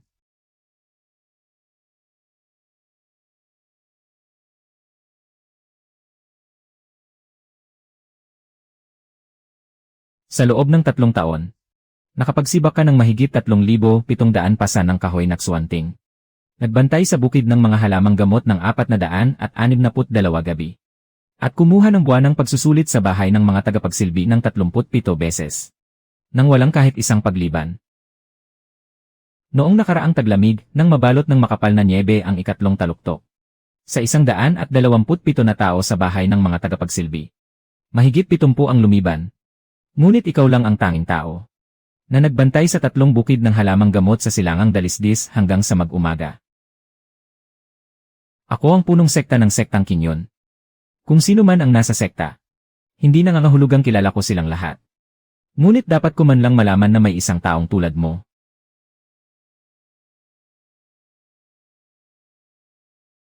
Maupo ka. Mabuti na pong nakatayo ang alagad na ito. May sama ka ba ng loob sa sekta? Ano po? Mababa ang iyong talento. 3 taon ka na sa sekta ngunit tagapagsilbi pa rin. Ang ilang pumasok kasabay mo ay nasa labas na sekta na. At ang ilan ay nakapasok pa sa loob na sekta. Habang ikaw ay nagbibiyak ng kahoy, nag-igib ng tubig, at nagbabantay ng bukid araw-araw. May sama ka ba ng loob? Bakit naman po? Ako na may walang silbing ugat ng espiritu. Handa akong patuloyin ng sekta. Isang malaking pribilehyo na yon para sa akin. Nais mo bang umuwi? Naisip ko na po yan. Paano naman ngayon? Hindi na po. Bakit? Dahil kung babalik ako, mananatili pa rin akong isang mortal. Para sa aking ama, walang masama sa pagiging isang mortal. Dati, hindi ko rin alam kung tama ba siya o mali. Ngunit sa nakalipas na 3 taon, marami na akong nakitang mga taong nagsasanay ng kultibasyon. Kaya nilang magpalipad ng espada. Tumawid sa mga bundok at mabuhay ng daan-daang taon. Kahit ang isang alagad ng panlabas na sekta na babalik sa lungsod ng mga mortal, ay kayang magpayuko sa mga taong karaniwang mapagmataas at nasa itaas. Kung babalik ako ngayon, bukod sa pagsasabi sa aking ama, na naging mahusay ako sa pagbibiyak ng kahoy sa loob ng 3 taon, wala na akong ibang maiuwi. Paano kung bigyan kita ng pagkakataong iyon? Ano po? Tanggapin mo ako bilang iyong guro, at maging personal kong alagad.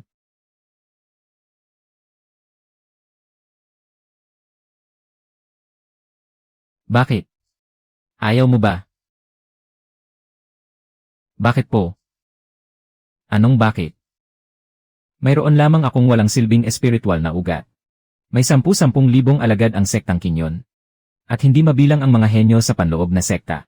Bakit ako pa ang napili ninyo? Ang iyong disposisyon. Hindi mo kailangang sumagot ngayon.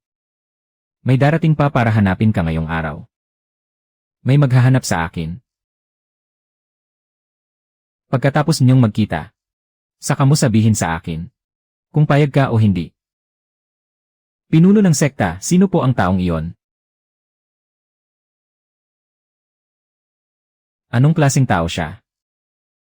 Amitabha.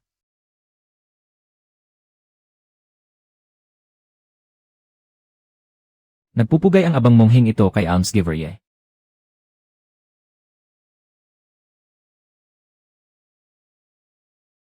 Huminto ka. Ito ang sagradong lupain ng 3 tuktok. Sino ka?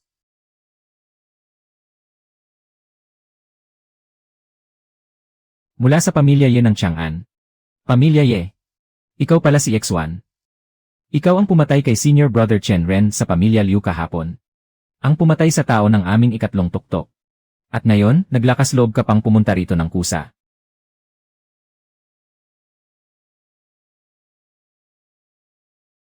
Senior Brother Wang. Ibalik mo ang iyong espada.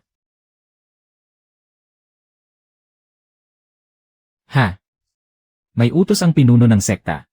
Kapag dumating ang ninuno ng pamilya Ye sa sektang Kinyon, huwag siyang harangan. Ako mismo ang maghahatid sa kanya sa ikatlong tuktok.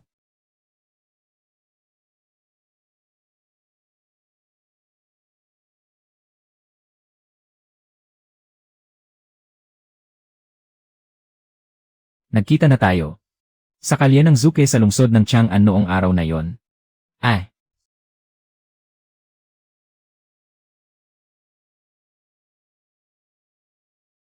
Naparito ba kayo para hanapin si Efan? Ha, kilala mo ba ang aking kuya? Hindi naman sa kilala. Pero marami ng beses ko siyang nakita. Kumusta naman ang aking kuya ngayon? Sinabi ni Chen Ren kahapon na ang aking kuya ay 3 taon nang nagsisilbing katulong sa ikatlong tuktok. Nag-igib ng tubig, nagbibiyak ng kahoy. At naghuhugas pa ng paa ng iba. Nagsinungaling sa iyo si Chen Ren. Ha? Isang katulong nga si Efan. Pero imposibleng naghugas siya ng paa ng iba. 3 taon na ang nakalipas, hindi pa matagal nang pumasok siya sa ikatlong tuktok. Nakita ng isang alagad ng panlabas na sekta na bago pa lamang siyang katulong. At pinapaluhod siya para linisin ang kanyang sapatos. At ano ang nangyari pagkatapos? Ibinuhos ni Efan ang buong planggana ng tubig sa ulo ng taong iyon. Ganyan na talaga ang aking kuya. Kaya nakatanggap siya ng 30 hagupit. Senior Wang. Senior Wang. Nakarating na tayo. Nasaan ang kuya ko? Maglakad ka lang diretsyo sa daang ito. Dumaan ka sa kagubatan ng Xuan Iron sa harap. Sa likod niyon ay may imbakan ng panggatong ng bakuran ng mga taga-silbi. Nasa harap lang siya. Pumunta na kayo. Hihintayin ko kayo rito. Hihintayin kami. May isa pang bilin ang pinuno ng sekta. Magsalita ka. Sabi niya pagkatapos mong makita si Efan. Ay dadalhin kita para makipagkita sa isang tao. Sino? Tungkulin ko lang ang maghatid. Malalaman mo rin kapag nakita mo na siya.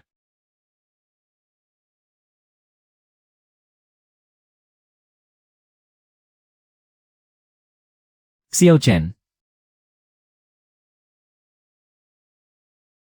Tangkad mo na. Alam mo pala, na tumangkad ako. Saan ka ba nagpunta sa nakalipas na 3 taon? Kahit isang sulat, hindi mo man lang ipinadala. Kamusta ang katawan mo? Mas malakas kaysa sayo. Kaya ko pang manermon. Kaya ko pang habulin si Yelin ng 2 kalye gamit ang pamalo. Mabuti naman kung ganoon. Ay, muntik ko nang malimutan. Kuya, hulaan mo kung sino siya. Siyempre naman. Siyempre hindi mo siya kilala. Ang ating nuno. Ano? Ang nuno ng ating pamilya. Talaga? Sinong nuno?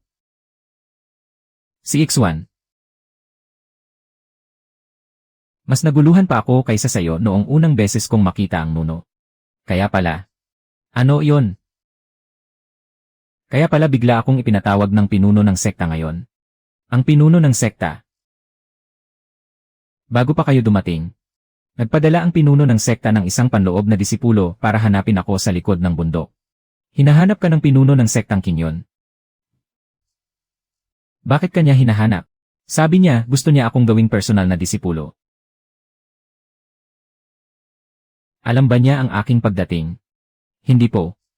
May binanggit ba ang pinuno ng sekta tungkol sa pamilyang Ye? Mayroon po. Tinanong niya ako kung ilang taon na ako sa sekta. At kung bakit tagasilbi pa rin ako hanggang ngayon. Kung nagtatanim ba ako ng sama ng loob sa sekta. At kung gusto ko nang umuwi. Pagkatapos, sinabi kong hindi ko pa gustong umuwi. Hindi mo gustong umuwi? Tinanong ako ulit ng pinuno ng sekta. Kung bibigyan niya ako ng pagkakataon. Kung handa ba akong manatili. Pagkatapos ay sinabi niyang, gusto niya akong maging personal na disipulo.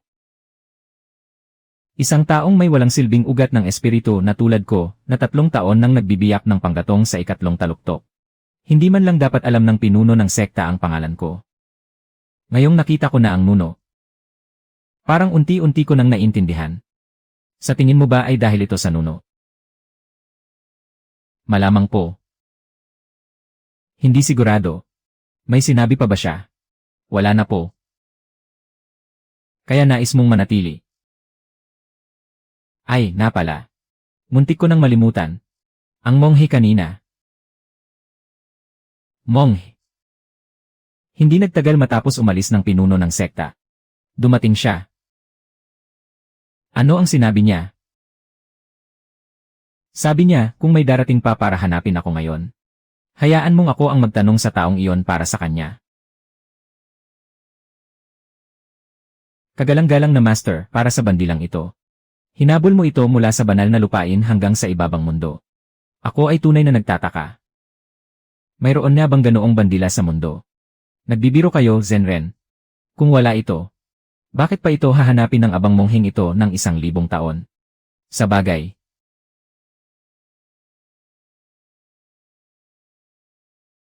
Ano ba talaga ang espesyal sa bandilang iyon? Walang espesyal doon. Kaya lang, ang aking guro ay nasawi sa kamay ng Demon Emperor noon. Ang kanyang kaluluwa ay hindi tuluyang naglaho. At may isang bahagi ng kanyang natitirang kaluluwa ang nakulong sa Wan Han Fan. Hinahanap ko ang bandila. Upang mabawi lamang ang natitirang kaluluwa ng aking guro. At ihatid ang matanda. Sa reinkarnasyon. Ganoon ba? Hindi ba kayo naniniwala, Zenren? Naniniwala ako. Hinabol ito ng master ng 1,000 taon. Hindi naman siguro para sa wala lang. Mukhang labis kayong interesado sa bandilang iyon ngayon, Zenren. Iyon ay ang mismong makapangyarihang sandata ng Demon Emperor. Hinanap ito ng banal na lupain ng 1,000 taon. At hinabol niyo rin ito ng 1,000 taon. Ngayon, maging ang isang liblib na dinastyang Dayan ay nagkakagulo ng ganito dahil doon. Kung sasabihin kong hindi ako nagtataka kahit kaunti, hindi ba't mas mukhang kasinungalingan iyon? Tapat kayo, Zenren. Hindi naman sa ganoon. Sadyang dahil matagal na akong nabubuhay. Gusto ko pa ring makarinig ng mga lumang kwento. Kaya ano ba talaga ang sorpresang sinasabi niyo ngayon, Zenren?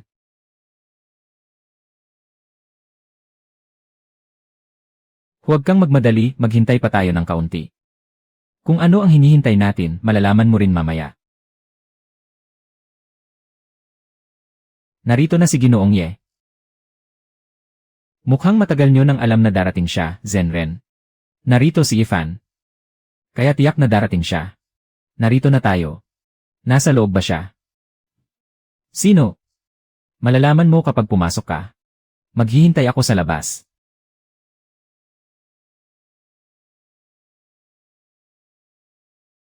Aba. Marunong pala kayong ngumiti, Senior Ye. Akala ko pa naman ay sadyang wala kayong emosyon sa mukha. Nandito ka pala. Mukhang naalala niyo pa ako, Senior Ye. Kung ganoon, hindi ba dapat muna akong magpasalamat? Sa hindi niyo pagpatay sa akin noong gabing iyon, Senior. Mabilis kang tumakbo. Kaya kung medyo nabagalan ako sa pagtakbo, papatayin mo ba talaga ako? Depende sa sitwasyon. Palaging napakasarap niyong magsalita, Senior. Sakto lang. Mahal na Emperatrice, kung wala na kayong ibang ipag-uutos. Aalis na po muna si Kinger. Mahal na Emperatrice. Ikaw ang Emperatrice ng dinastyang Dayan. Bakit, hindi ba halata? Halata naman. Saang bahagi? Sa iyong ugali. Aalis na po ang inyong abang lingkod.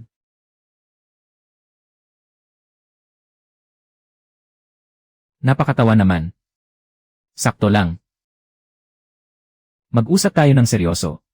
Ikaw ba ang pumatay kay Chenren? Wala ka bang gustong ipaliwanag? Kahit papaano ay dapat nagtanong ka man lang. Ano ang balak mong gawin sa akin?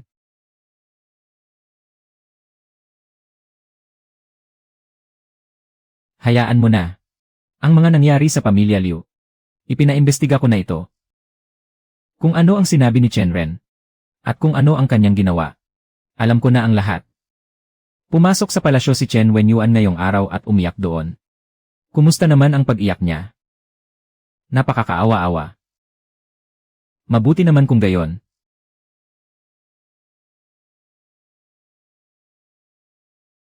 Yixuan.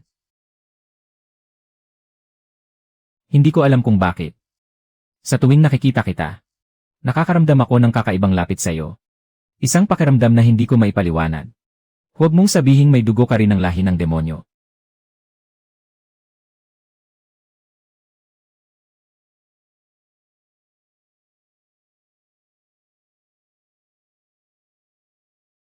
Teichu Muzyu.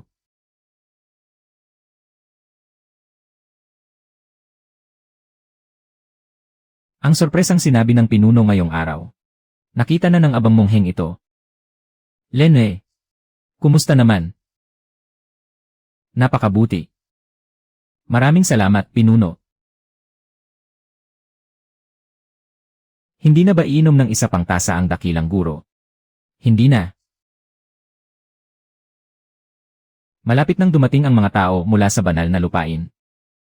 May mga bagay na dapat matapos bago sila makarating.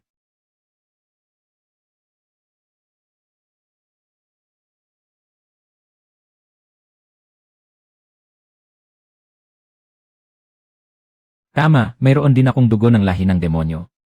Wala akong balak umalis sa malapit na hinaharap. Walang balak. Mabuti naman kung gayon. Paano naging mabuti iyon? Kahit papaano, kapag bumaba na ang mga tao mula sa itaas na mundo, may kasama akong haharap sa kamalasan. Napakapositibo mo naman mag-isip. Kung hindi, ano pa? Gusto mo ba akong umiyak? Sandali lang.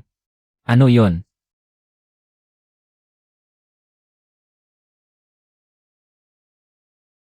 Senior Yi. Lanan.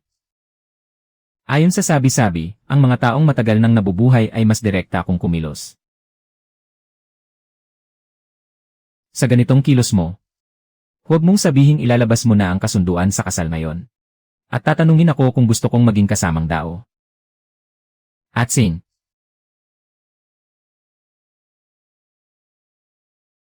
Masyado kang nag-isip. Nagbibiro lamang ako. Kunin mo ito. Ano ito? Durugin mo ito kapag nasa panganib ka. At darating ako. Para sa akin. Senior Yi. Nagbibiro lamang ako sa iyo kanina. Sineryoso mo naman. Masyado ka na namang nag-isip. At ito pa.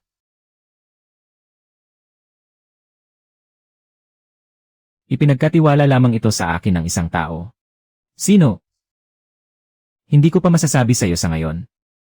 Ngunit sinabi niyang siya ay isang lumang kakilala ng iyong mga ninuno. Kilala niya ako. Marahil. Kilala ko ba siya? Hindi ko alam.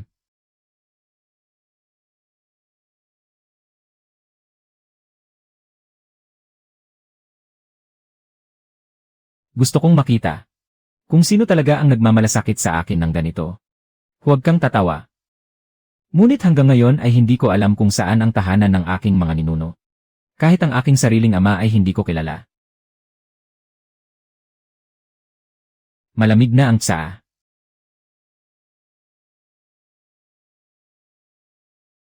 Sige na. Umalis ka na. Opo, pangalawang pinuno ng sekta.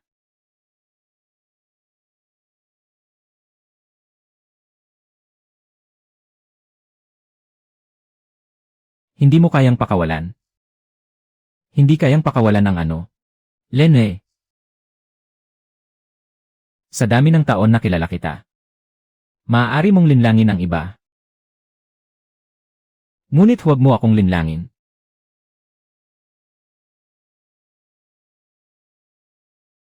Nababaliw ka na. Hindi naman ngayon mo lang nalaman iyan.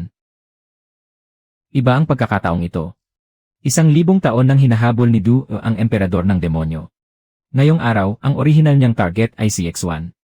Ngayon ay hinayaan mo siyang makita ng sarili niyang mga mata. Na ang Taichu Muzu ay nasa kanya. Alam mo ba kung ano ang ibig sabihin nito? Alam ko. Siya ay ang iyong sariling anak na babae. Kaya ano naman? Kaya ginamit mo siya bilang pain. Lene. Itataya ang buhay ng sarili mong anak. Para ipusta sa isang emperador ng demonyo na hindi mo man lang lubos na nauunawaan. Tira-tirang kaluluwa. Hindi ako pumupusta sa emperador ng demonyo. kundi kay X1. Nais ni Due ang 1 Fan. Ngunit hindi ito ibibigay ni X1. Kaya hinanap niya si Efan. At ang kanyang lumang kaibigan. Ngayon, nakita na naman niya ang Tai Chu Muzyu. Kapag dumating na ang mga tao mula sa banal na lupain. Kahit ang 1 Fan, ang Tai Chu Muzyu o ang nasa loob ng katawan ni X1, ay hindi na mapupunta sa kanya. Kaya tiyak nakikilos si Du ngayong gabi. Lanan. Kukunin muna niya ang Tai Chu Muzyu. Saka pipilitin si X1 na ilabas ang 1 Fan. At ikaw wala kang gagawin. Hindi. Maghihintay ako.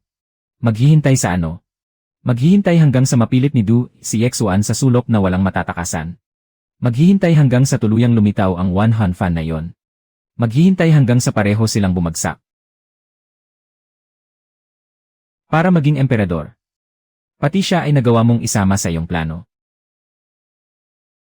Dahil kung ako lamang ang magiging emperador, saka lamang siya mabubuhay. Bababa na ang mga tao mula sa banal na lupain bukas. Nasa kanya ang dugo ng demonyo. Maitatago niya ito ng isang araw. Ngunit hindi ng isang taon. Kung hindi ako tataya ngayon, bukas ay wala na akong karapatang tumaya pa.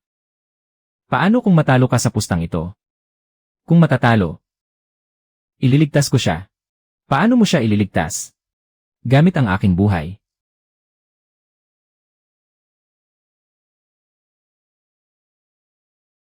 Kapag dinurog ko ba ito, lilitaw kayo. Napakadaling sabihin.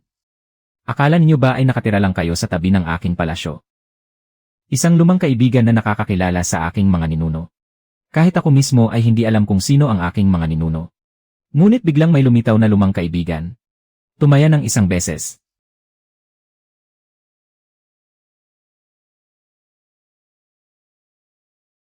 Ito ay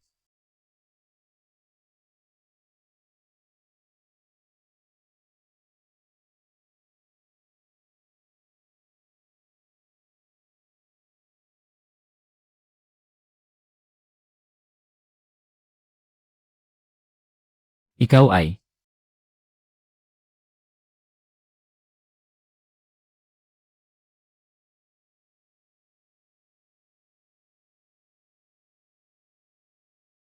kamahalan, kamahalan. May kakaibang kilos sa loob ng bulwagan, may pumasok. Walang anuman. Masusunod.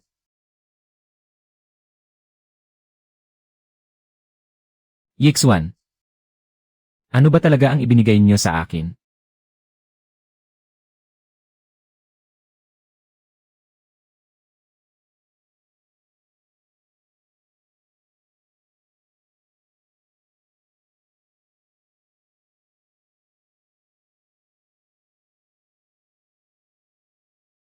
Bastardo. Tumayo ka.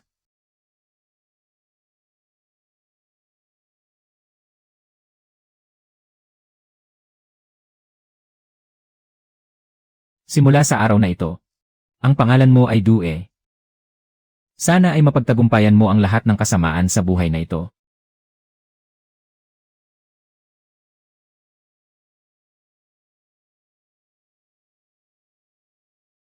Guro. Dumating na ang mga demonyo. Hindi na natin kayang ipagtanggol, bilisan mo. Sandali. Buhay pa ang aking guro. Hindi pa siya namamatay. Bumalik ka.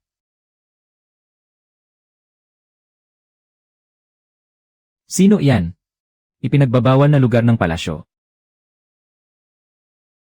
Hahakbang ka pa ng isa.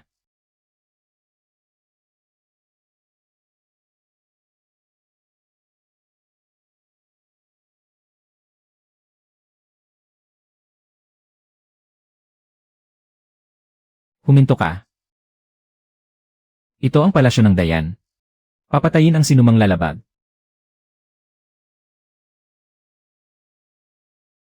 Mga Ginoo, ang abang monghing ito ay naghahanap lamang ng isang tao ngayong gabi. Patawad sa aking panghihimasok.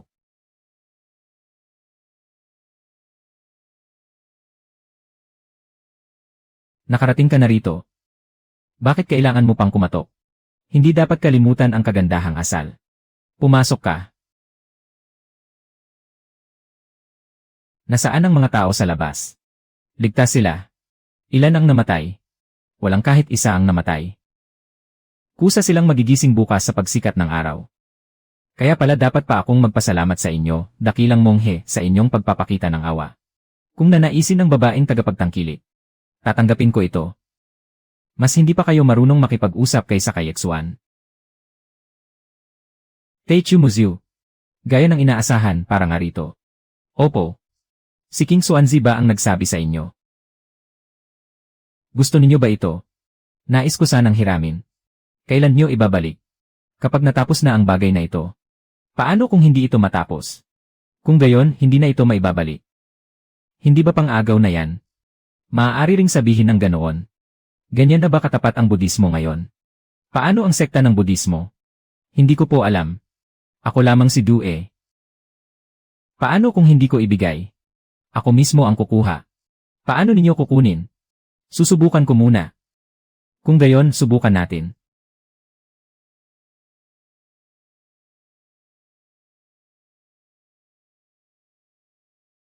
Mahusay ang pormasyon.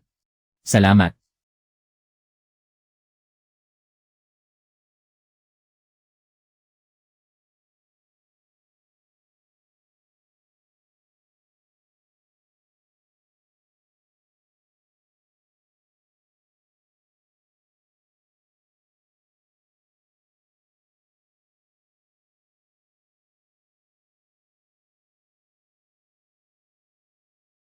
Nagbago ang aura ninyo, tagapagtangkilik.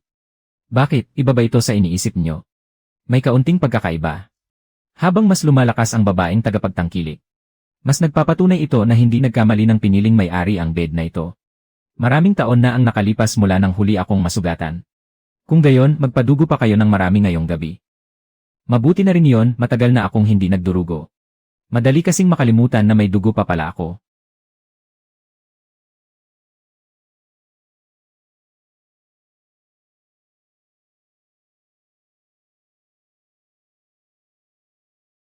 Babaeng tagapagtangkilik, ibigay niyo sa akin ang bed.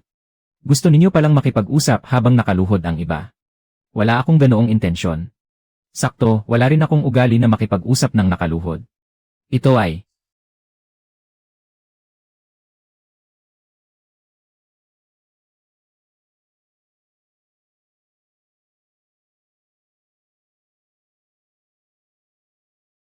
babaeng tagapagtangkilik. Hanggang dito na lamang.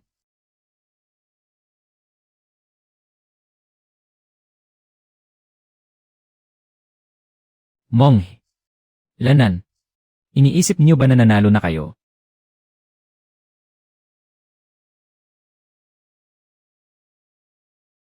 Iyon pala, nag-iwan pa si tagapagtangkilik yan ng ganito para sa inyo. Sinasadya niyo ba akong piliting durugin ito? Talaga namang nais ko siyang makita ngayong gabi. Dahil dumarating siya. Iyon ang pinakamainam.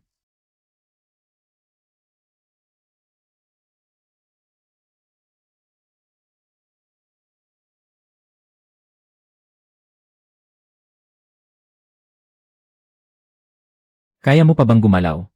Kaya ko pa. Mabuti naman kung gayon. Hindi niyo ba muna ako palalabasin?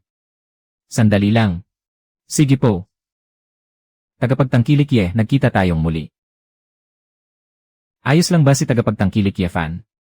Hindi mo siya dapat pinuntahan. Nagtanong lamang ako ng ilang bagay. Hindi ko siya sinaktan. Kaya nga nakakatayo ka pa. Mukhang napakalaki ng tiwala sa sarili ni tagapagtangkilik Ye. Tagapagtangkilik Ye. Hindi ko na gustong makipagpaligoy-ligoy pa sa inyo ngayong gabi. Nasaan ang 1 fan? Wala. Iyan pa rin ba ang sagot niyo? Kung gayon, ako na lamang ang maghahanap nito. Amitabha.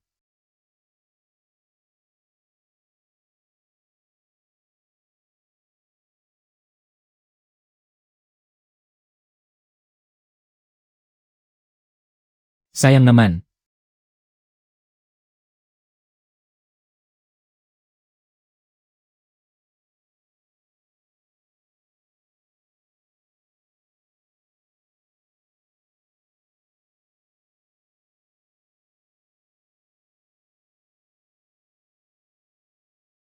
Ang 1 fan.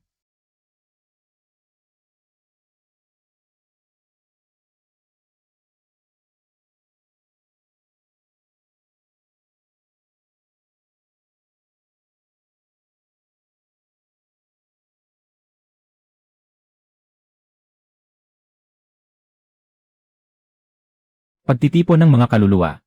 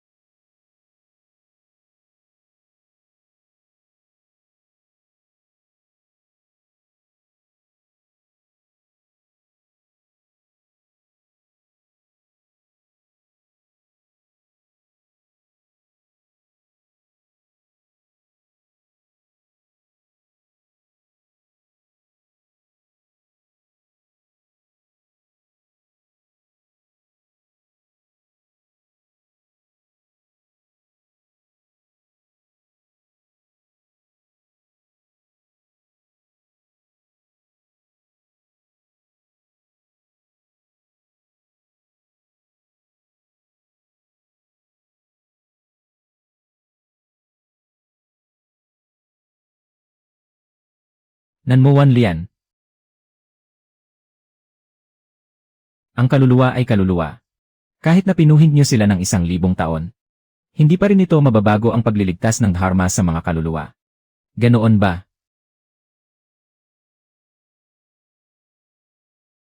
Hindi ba't nais mo itong makita, tingnan mong mabuti?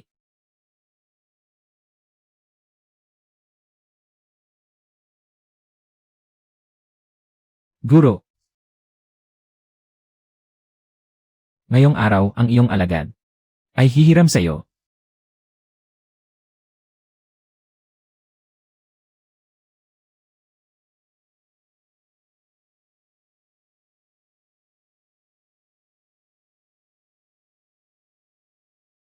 Sandali lang. Ano? Ang mga tao mula sa palasyo. Hindi sila ang kanyang target. Kung gayon, ano? Ang kapangyarihang ginagamit niya ngayon ay lumalampas na. Sa antas na pinahihintulutan ng mundong ito. Saan tayo pupunta ngayon? Sa sektang Yunlan. Nakalimutan ko na nga, na may dati ka pa palang katipan.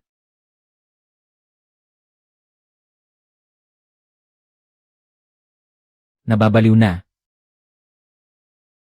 Tunay na nababaliw na.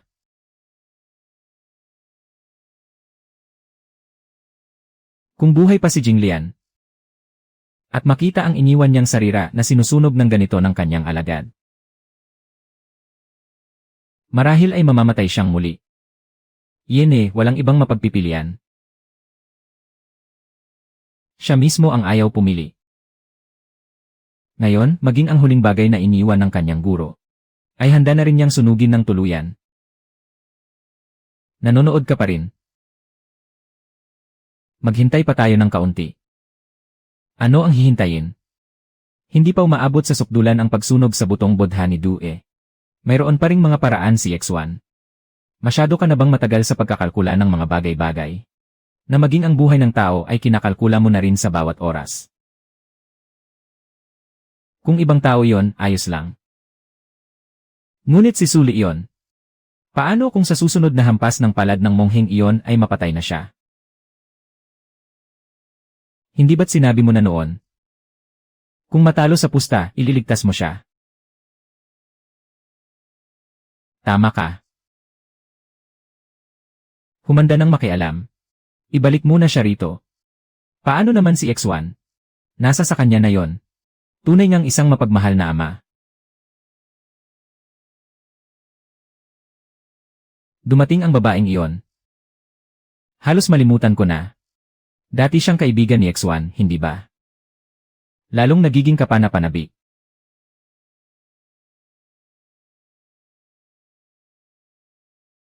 Manatili ka.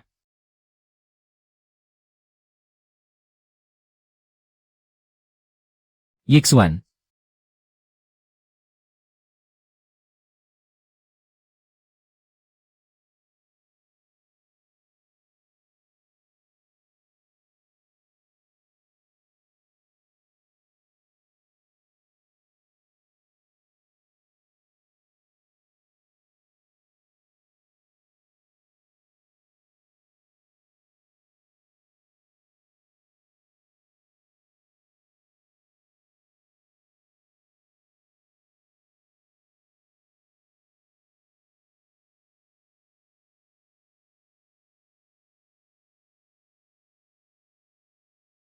Kinamumuhian ng abang mongheng ito ang Demon Emperor. Pinatay niya ang aking guro. Kinamumuhian din ng abang mongheng ito ang banal na lupain. Paulit-ulit nilang sinasabi ang tungkol sa katuwiran para sa sangkatauhan. Ang paglipol sa mga demonyo at pagtatanggol sa dao. Subalit sa araw na yon, umalis silang lahat. At ang aking guro lamang ang naiwang humarang sa unahan. Ngunit ang pinakakinamumuhian ng abang mongheng ito ay hindi ang Demon Emperor. At hindi rin ang banal na emperador. Ang pinakakinamumuhian ko ay ang aking sarili. Bakit ang lahat ay maaaring magpasya kung mabubuhay o mamamatay ang aking guro? Ngunit ako lamang ang hindi. Hay! Yixuan.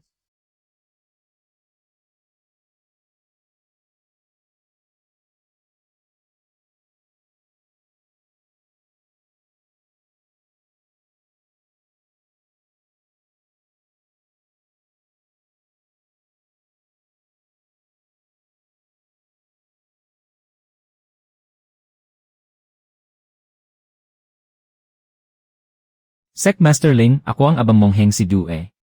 Mula sa linya ng Jinglian ng banal na lupain. Ang pagtugis at pagpatay sa dalawang ito ngayong araw ay hindi dahil sa personal na galit. Ang babaeng ito ay nagtataglay ng imperial na sandata ng lahi ng demonyo. At ang dugo ng demonyo sa kanyang katawan ay napakabigat. At sa loob naman ng katawan ni Ginoong Ye, ay nakatago pa ang natitirang kaluluwa ng Demon Emperor. Kapag muling nabuhay ang Demon Emperor gamit ang katawang iyon, tiyak na magkakaroon ng malaking sakuna sa mundong ito. Ang ginagawa ng abang mongheng ito ay tungkulin ng matuwid na landas. Yamang si Master Ling ang pinuno ng isang matuwid na sekta. Sana ay tulungan mo ang abang mongheng ito na puksain ang demonyo.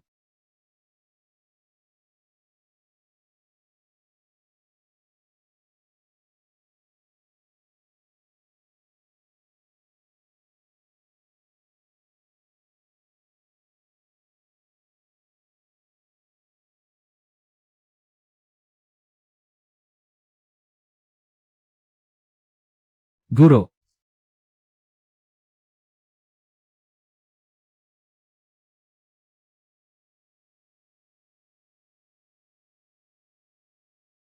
He. 300 taon na ang nakalipas. Gaano karaming ganitong bagay ang magkasamang ginawa ng dalawang ito?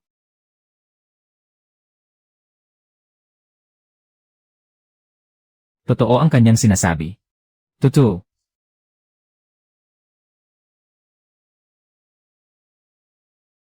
Ang bago mong katipan sa paglilinang mula sa lahi ng demonyo. Hindi. Ay. Tinutupad ko lang ang isang pangako. Na protektahan ka lamang.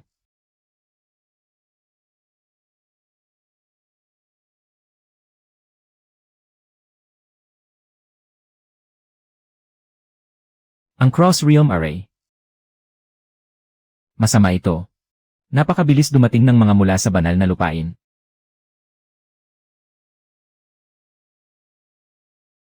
Siya nga.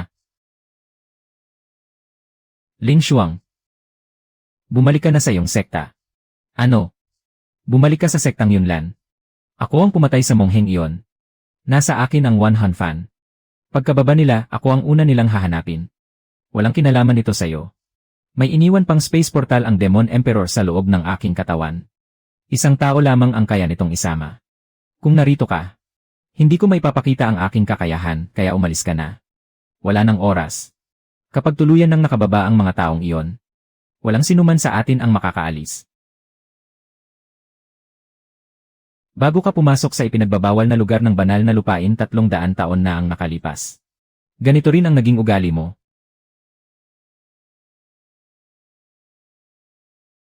Sige, magtitiwala ako sa iyo ng isa pang pagkakaroon.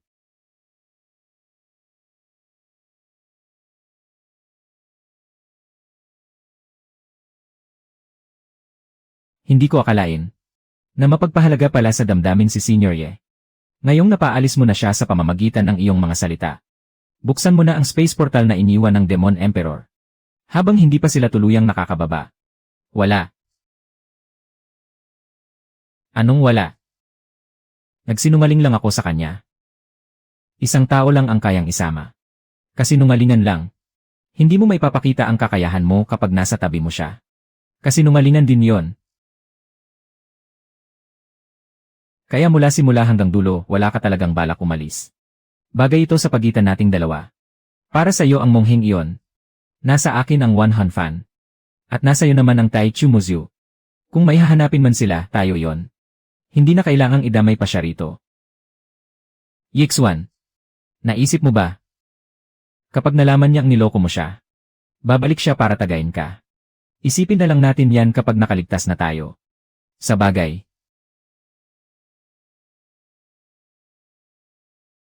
Tayo na. Saan tayo pupunta? Pumasok muna tayo sa loob, patagalin natin ang oras hanggat kaya natin.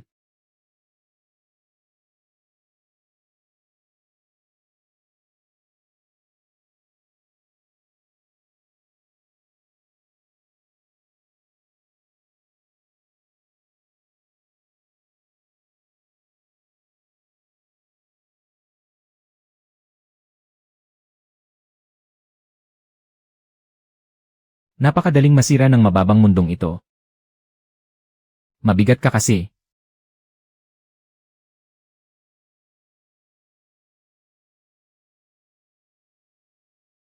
Lumusot na tayo ng tuluyan. Maaari mo pang lakasan ang boses mo. Anong ibig mong sabihin? Baka hindi niya marinig.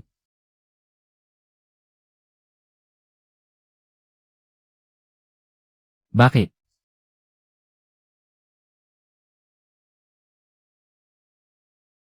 Hinto.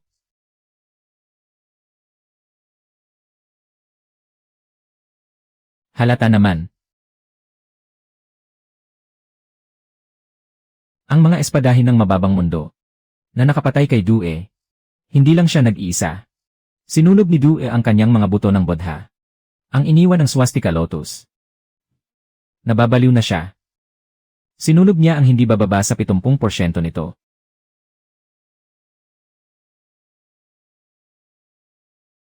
Isang libong taon na naghahanap ang kalbong iyon. At sa huli, pati ang mga buto ng sarili niyang guro ay sinunog niya. Kaya naman siya namatay. Pinatay siya gamit ang espada. Ang huling saksak ng espada ay. Pero bago yon, may nagtulak muna sa kanyang limitasyon. Pinabigat ng parusa ng langit. At tuluyang natuyo ang kanyang mga buto ng bodha. Bago tinapos ng espadahin sa pamamagitan ng huling saksak. Hindi bababa sa 2 tao. 3. Yelan, kawili-wili. Kailan pa nagkaroon ng ganito karaming tao sa ibabang mundo? Na kayang gipitin si Due ng ganito? Enerhiya ng demonyo. Kakaiba ba? Hindi tama. Ano? Hindi ito ordinaryong enerhiya ng demonyo. Kanino ito? Aura ng emperador. Sinong emperador? Sino pa nga ba?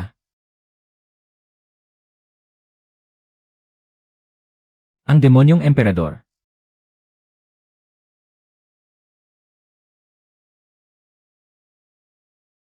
Dalawa sila. Ang aura ng isa ay nakakabit sa kaluluwa ng tao. At ang isa naman ay sa pamamagitan ng dugo. Isang inapo ng lahi ng demonyo. Hindi sigurado, ngunit naroon din ang aura ng kagamitang pang-emperador.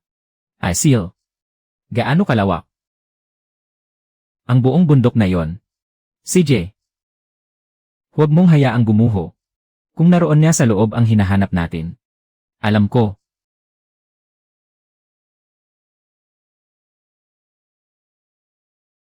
Tatlong tao lang ang ipinadala ng banal na lupain.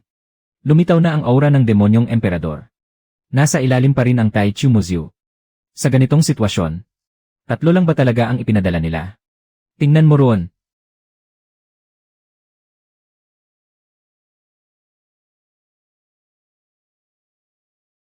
Ibig mong sabihin, nanonood lang sa likod ang mga matatandang halimaw ng banal na lupain. Nabigo pa rin. Kinalkula mo si Due, si X1 at si Suli. Maging ang oras kung kailan mapipilitan ang monghe na sunugin ang kanyang buto ng bodha. Ay halos tumpak mong nahulaan. Ngunit nakaligtaan mo si Ling Xuang. Sino ang mag-aakala na ang kagalang-galang na pinuno ng sektang Yunlan?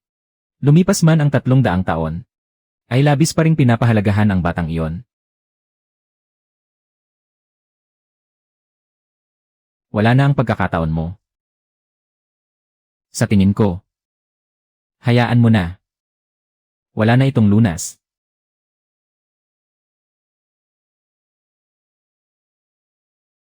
Maraming beses ko nang naisip noon. Kung ano ang mangyayari kapag bumaba na ang mga tao mula sa banal na lupain. Kung ano ang magiging hitsura nito. Hindi ko akalain na nang makita ko na sila. Ay narito pala sila para patayin ako.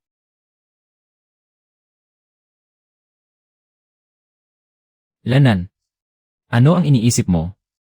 May nakalimutan akong isang bagay. Nakalimutan kong magbilin kay Ling Xuang. Magbilin ng ano? Natulungan niyang bantayan ang pamilya Ye. Kakainggit naman. Bakit ka naiinggit? Naiinggit ako dahil may nag-aalala pa sa'yo. Iba ako. Mula nang isilang ako hanggang ngayon. Hindi ko man lang alam kung sino ang tunay kong ama. Maraming tao sa palasyo. Ang amang emperador ang maharlikang pamilya. Mga opisyal ng korte at ang aking ikatlong kapatid. Na araw-araw na nakikipagpaligsahan ng talino sa akin. Sa ibabaw, mukhang napakasigla. Ngunit kung minsan kapag pinag-isipan kong mabuti, tila wala man lang isang tao na tunay na sa akin. Bakit mo ito ibinibigay sa akin?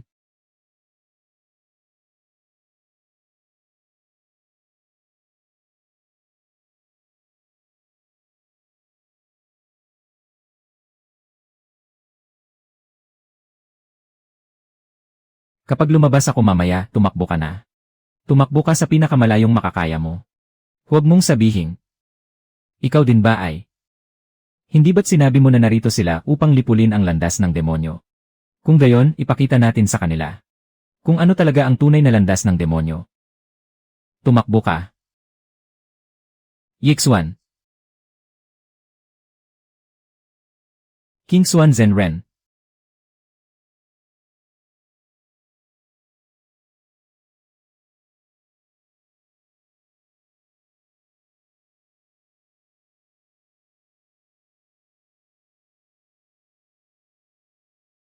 Iyon. Ang direksyong iyon ay ito ay hindi ka panipaniwala. Ang pag-alingawngaw ng langit at lupa. Sa pilitan nitong pinakilos ang espiritual na enerhiya sa loob ng libo-libong milya.